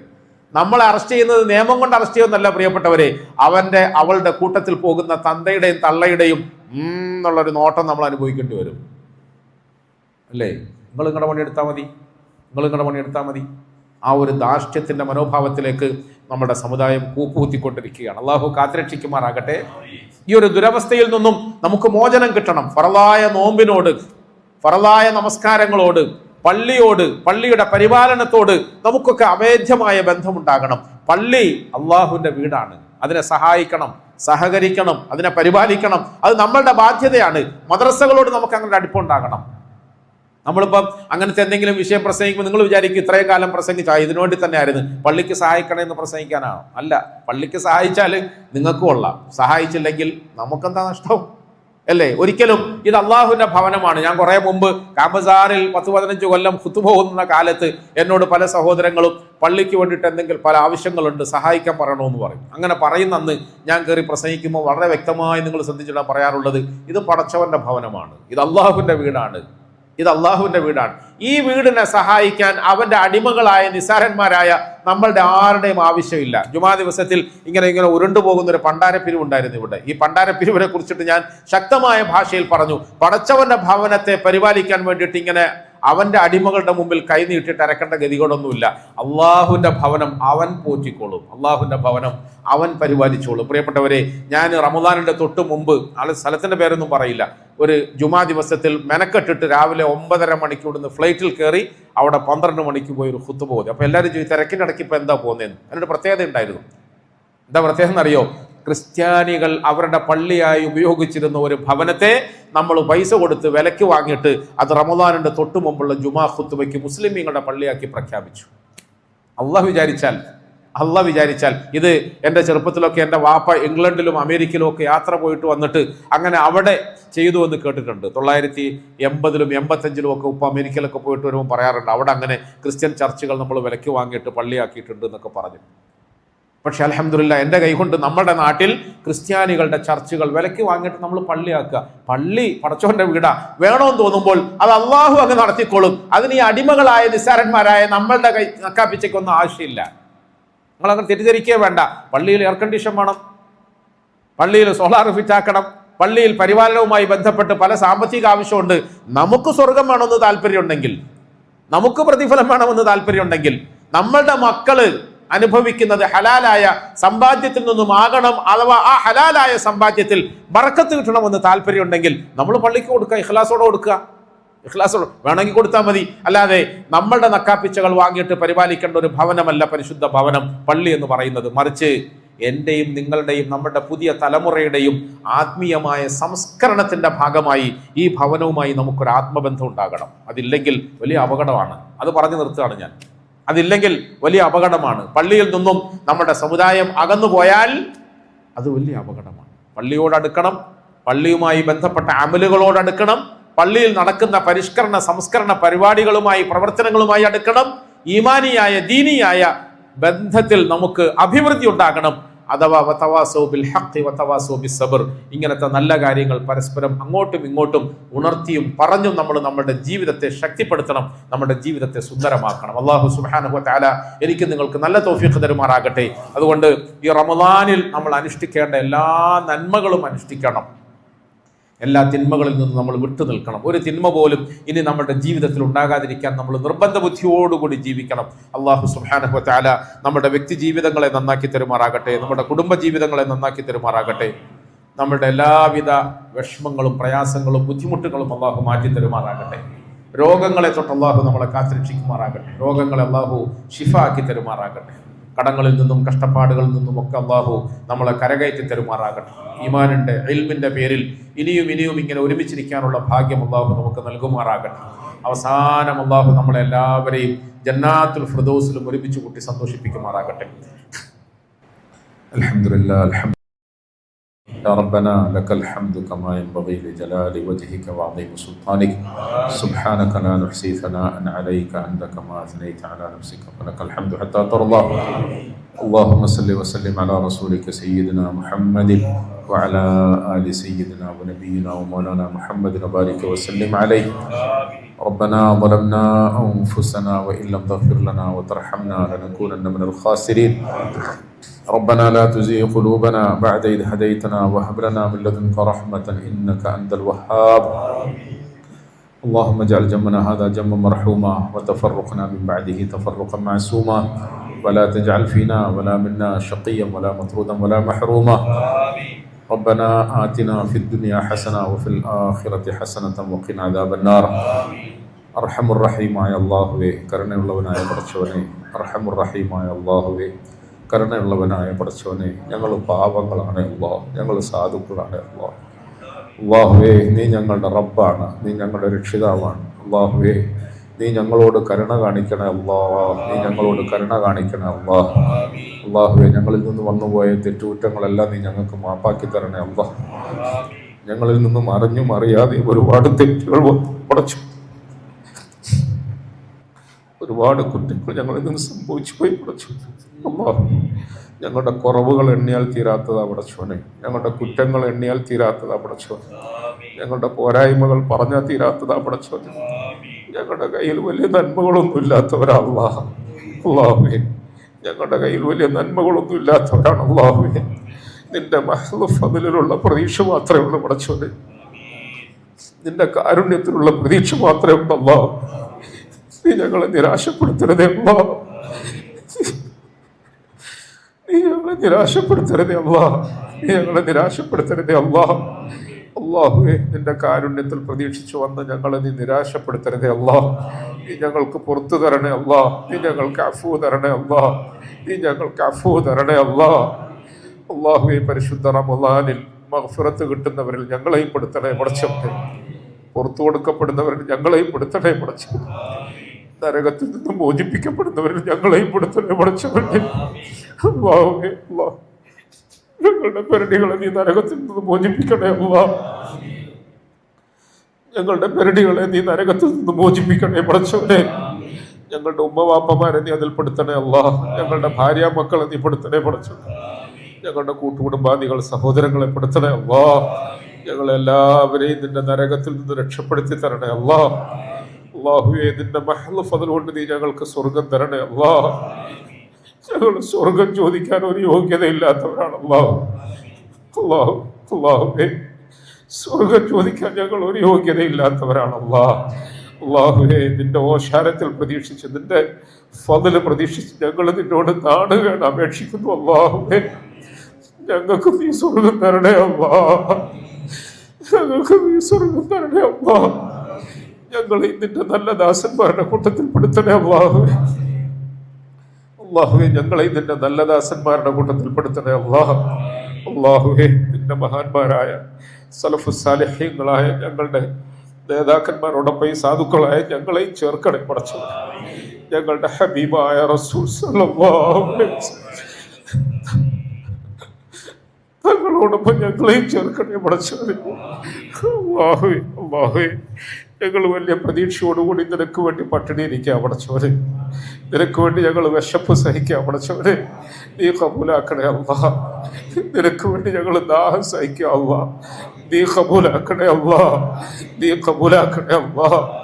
ഞങ്ങളുടെ റസൂൽ സല്ലല്ലാഹു അലൈഹി വസല്ലം പറഞ്ഞതുപോലെ പരമാവധി ഞങ്ങൾ അമൽ ചെയ്യാൻ പടച്ചവനെ. ഞങ്ങളുടെ റസൂൽ സല്ലല്ലാഹു അലൈഹി വസല്ലം ജീവിച്ചതുപോലെ ഞങ്ങൾ ജീവിക്കാൻ ശ്രമിക്കുക പടച്ചവനെ. നീ കബൂലാക്കണേ അല്ലാഹ്. നീ കബൂലാക്കണേ അല്ലാഹ്. ഒന്ന് നീ തള്ളിക്കളയരുതേ പടച്ചവനെ. ഒന്ന് നീ തള്ളിക്കളയരുതേ പടച്ചവനെ. അല്ലാഹുവേ അല്ലാഹുവേ അല്ലാഹുവേ അല്ലാഹുവേ അല്ലാഹുവേ അല്ലാഹുവേ അല്ലാഹുവേ അല്ലാഹുവേ ഈ കരച്ചിലിന്റെ ശബ്ദത്തെ നീ സ്വീകരിക്കണേ അല്ലാഹ്. ഈ കണ്ണുനീര് നീ കാണണേ അല്ലാഹ്. അല്ലാഹുവേ ഈ സദസ്സിലിരിക്കുന്ന പല ജാതി ആളുകളുണ്ട് പടച്ചവനെ. എത്ര നല്ല മനസ്സുകളുടെ ഉടമയാ പടച്ചവനെ. എത്ര പ്രയാസങ്ങൾ കൊണ്ട് നടക്കുന്നവരാ അല്ലാഹുവേ. അല്ലാഹുവേ അല്ലാഹുവേ അല്ലാഹുവേ ഞങ്ങളെല്ലാവരെയും നീ കാണണേ അല്ലാഹ്. ഞങ്ങളെല്ലാവരെയും നീ സ്വീകരിക്കണേ അല്ലാഹ്. ഞങ്ങളെല്ലാവരെയും നീ കബൂലാക്കണേ അല്ലാഹ്. അല്ലാഹുവേ ഞങ്ങളുടെ തെറ്റുകളുടെയും കുറ്റങ്ങളുടെയും പേരിൽ നീ ഞങ്ങളെ മാറ്റി നിർത്തരുതേ പടച്ചവനെ. ഞങ്ങളുടെ കുറവുകളുടെയും പോരായ്മകളുടെയും പേരിൽ നീ ഞങ്ങളെ മാറ്റി നിർത്തരുതേ അല്ലാഹുവേ. നിന്റെ റഹ്മത്തിലേക്ക് ഞങ്ങളെ ചേർത്ത് വെക്കണേ അല്ലാഹ്. നിന്റെ കാരുണ്യത്തിലേക്ക് ഞങ്ങളെ ചേർത്ത് വെക്കണേ അല്ലാഹ്. റഹ്മുർ റഹീമായ അല്ലാഹുവേ, കരുണയുള്ളവനായ അല്ലാഹുവേ, ഈ സമയത്ത് ഞങ്ങളുടെ ഉമ്മവാപ്പമാർക്ക് വേണ്ടി നിന്നോട് പൊറുക്കലിനെ തേടുന്നു അല്ലാഹ്. ഞങ്ങളുടെ ഉമ്മവാപ്പമാർക്ക് നീ പുറത്തു കൊടുക്കണേ അല്ലാഹ്. ഞങ്ങളുടെ ഉമ്മവാപ്പമാർക്ക് നീ പുറത്തു കൊടുക്കണേ അല്ലാഹ്. അവരിൽ നിന്നും മരിച്ചവർക്ക് നീ മഗ്ഫിറത്ത് നൽകണേ അല്ലാഹ്. ഞങ്ങളുടെ ഉമ്മവാപ്പമാരിൽ നിന്നും മരണപ്പെട്ടവർക്ക് നീ മഗ്ഫിറത്ത് നൽകണേ അല്ലാഹ്. അവരുടെ ആഖിറം സലാമത്താക്കി കൊടുക്കണേ അല്ലാഹ്. അല്ലാഹുവേ ജീവിച്ചിരിക്കുന്നവർക്ക് നീ ആഫിയത്ത് നൽകണേ അല്ലാഹ്. സിഹത്ത് നൽകണേ അല്ലാഹ്. സിഹത്ത് നൽകണേ അല്ലാഹ്. സലാമത്ത് നൽകണേ അല്ലാഹ്. റഹ്മുർ റഹീമായ അല്ലാഹുവേ ഞങ്ങളുടെ ഉമ്മവാപ്പന്മാരുടെ പൊരുത്തവും ഗുരുത്വവും കിട്ടുന്ന മക്കളായി ഞങ്ങളെ കബൂലാക്കണേ അല്ലാഹ്. അല്ലാഹുവേ ഞങ്ങളുടെ മക്കളെ നീ സാലിഹീകളാക്കി താ അല്ലാഹ്. ഞങ്ങളുടെ മക്കളെ നീ സാലിഹീകളാക്കി താ അല്ലാഹ്. ഞങ്ങളുടെ മക്കൾ അനുസരണയുള്ളവരായി വളർത്തി തരണേ പടച്ചവനെ. ദുനിയാവിലും ആഖിറത്തിലും ഞങ്ങൾക്ക് സന്തോഷം പകരുന്ന മക്കളാക്കണേ അല്ലാഹ്. കണ്ണിന് കുളിർമയാക്കി തരണേ അല്ലാഹ്. ഞങ്ങളുടെ മക്കളുടെ ദീനും ദുനിയാവും നീ എളുപ്പമാക്കി തരണേ അല്ലാഹ്. അല്ലാഹുവേ ഞങ്ങളുടെ മക്കളെ കൊണ്ട് ഒരിക്കലും കണ്ണുനീര് കുടിക്കേണ്ട ഗതി വരാതെ കാക്കണേ പടച്ചവനെ. അല്ലാഹുവേ ഈ പുതിയ തലമുറയെ നീ നേർവഴിയിൽ നയിക്കണേ അല്ലാഹ്. ഈ പുതിയ തലമുറയെ നീ നേർവഴിയിൽ നയിക്കണേ അല്ലാഹ്. അല്ലാഹുവേ അല്ലാഹുവേ ഒരു കുടുക്കുകളിലും പെട്ട് ഞങ്ങൾ നശിച്ചു പോകാൻ ഇടവരരുതേ അല്ലാഹ്. അർഹമുർ റഹീമായ അല്ലാഹുവേ കരുണയുള്ളവനായ പടച്ചവനെ ഞങ്ങളുടെ എല്ലാ ഹലാലായ ആശകളെ പൂർത്തിയാക്കി താ അല്ലാഹ്. ഞങ്ങളുടെ ആഗ്രഹങ്ങളെല്ലാം സഫലാക്കി താ അല്ലാഹ്. അല്ലാഹുവേ ഞങ്ങളുടെ കൂട്ടത്തിൽ പലരും രോഗികളാ പടച്ചവനെ. മാരകമായ രോഗങ്ങളെ തൊട്ട് ഞങ്ങളെ കാത്തുരക്ഷിക്കണേ അല്ലാഹ്. ചെറുതും വലുതുമായ എല്ലാ രോഗങ്ങളെയും ഞങ്ങൾക്ക് ഷിഫാക്കി തരണേ പടച്ചവനെ. ഞങ്ങളുടെ പല സഹോദരങ്ങളും സഹോദരിമാരും വലിയ വലിയ രോഗങ്ങളെ കൊണ്ട് വേദനിക്കുന്നു പടച്ചവനെ. അവരുടെ വേദനകൾക്ക് നീ ശമനം നൽകണേ അല്ലാഹ്. അവരുടെ രോഗങ്ങൾക്ക് നീ ഷിഫ നൽകണേ അല്ലാഹ്. അല്ലാഹുവേ പുതിയ പുതിയ വലിയ വലിയ രോഗങ്ങളെ തൊട്ട് ഞങ്ങളെ എല്ലാവരെയും നീ കാത്തുരക്ഷിക്കണേ അല്ലാഹ്. കാത്തുരക്ഷിക്കണേ അല്ലാഹ്. ഞങ്ങൾക്ക് ആഫിയത്ത് തരണേ അല്ലാഹ്. സിഹത്ത് തരണേ അല്ലാഹ്. സലാമത്ത് റാഹത്ത് തരണേ അല്ലാഹ്. ദീർഘായുസ് തരണേ പടച്ചവനെ. ദീർഘായുസ് തരണേ പടച്ചവനെ. റഹ്മുർ റഹീമായ അല്ലാഹുവേ ഞങ്ങളുടെ കടങ്ങളൊക്കെ തീർത്തു തരണേ അല്ലാഹ്. ഞങ്ങളുടെ കടങ്ങളൊക്കെ തീർത്തു തരണേ പടച്ചവനെ. കടബാധ്യതകളുടെ പേരിൽ വേദനിക്കുന്ന ഞങ്ങൾക്കൊക്കെ നീ മനസ്സമാധാനം തരണേ അല്ലാഹ്. കടങ്ങൾ വീടാനുള്ള വഴികളെ തുറന്നു തരണേ അല്ലാഹ്. ഞങ്ങളുടെ ഇസ്സത്ത് നഷ്ടപ്പെടാതെ നീ കാക്കണേ പടച്ചവനെ. ആരുടെ മുമ്പിലും നാണം കെടാതെ നീ ഞങ്ങളെ കാത്തുകൊള്ളണേ പടച്ചവനെ. കടബാധ്യതകളിൽ നിന്ന് ഞങ്ങളെ രക്ഷപ്പെടുത്തി തരണേ പടച്ചവനെ. അല്ലാഹുവേ തൊഴിലില്ലാതെ വലയുന്നവർക്ക് നീ തൊഴിൽ നൽകണേ അല്ലാഹ്. തൊഴിലില്ലാതെ വലയുന്നവർക്ക് നീ തൊഴിൽ നൽകണേ അല്ലാഹ്. ഞങ്ങളുടെ തൊഴിലുകളിലും കച്ചവടങ്ങളിലും നീ ബറക്കത്ത് തരണേ അല്ലാഹ്. ഞങ്ങളുടെ കച്ചവടങ്ങളിലും ജോലികളിലും നീ ബറക്കത്ത് തരണേ പടച്ചവനെ. ഞങ്ങളുടെ റിസ്ഖിനെ നീ ഹലാലാക്കി തരണേ അല്ലാഹ്. ഞങ്ങളുടെ റിസ്ഖിനെ നീ ഹലാലാക്കി തരണേ അല്ലാഹ്.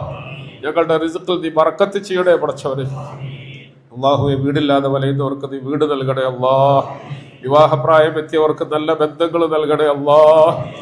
മക്കളില്ലാതെ വ്യസനിക്കുന്നവർക്ക് നീ മക്കളെ കൊടുക്കണേ പടച്ചവനെ. ഞങ്ങളുടെ മനസ്സിൽ ഞങ്ങൾ കൊണ്ടു നടക്കുന്ന എല്ലാ വേദനകളെയും തീർത്തു തരണേ പടച്ചവനെ. വിഷമങ്ങളെ തീർത്തു തരണേ പടച്ചവനെ.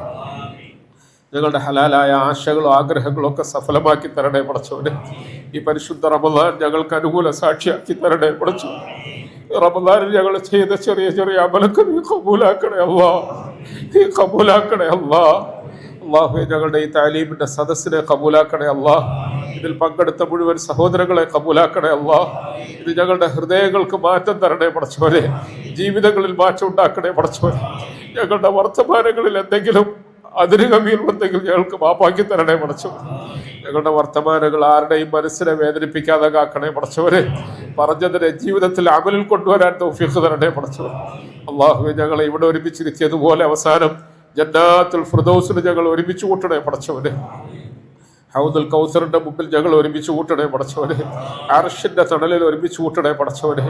ഈമാനിന്റെ പേരിൽ, ഇൽമിന്റെ പേരിലുള്ള ഞങ്ങളുടെ ഈ ബന്ധത്തെ അവസാനം വരെ നിലനിർത്തി തരണേ പടച്ചവനെ. ഞങ്ങളെ എല്ലാവരെയും ഇതിന്റെ മഖ്ബൂലികളായ ദാസന്മാരാക്കണേ അല്ലാഹ്. അല്ലാഹുവേ, ഞങ്ങളുടെ പള്ളികളെ നീ സംരക്ഷിക്കണേ അല്ലാഹ്.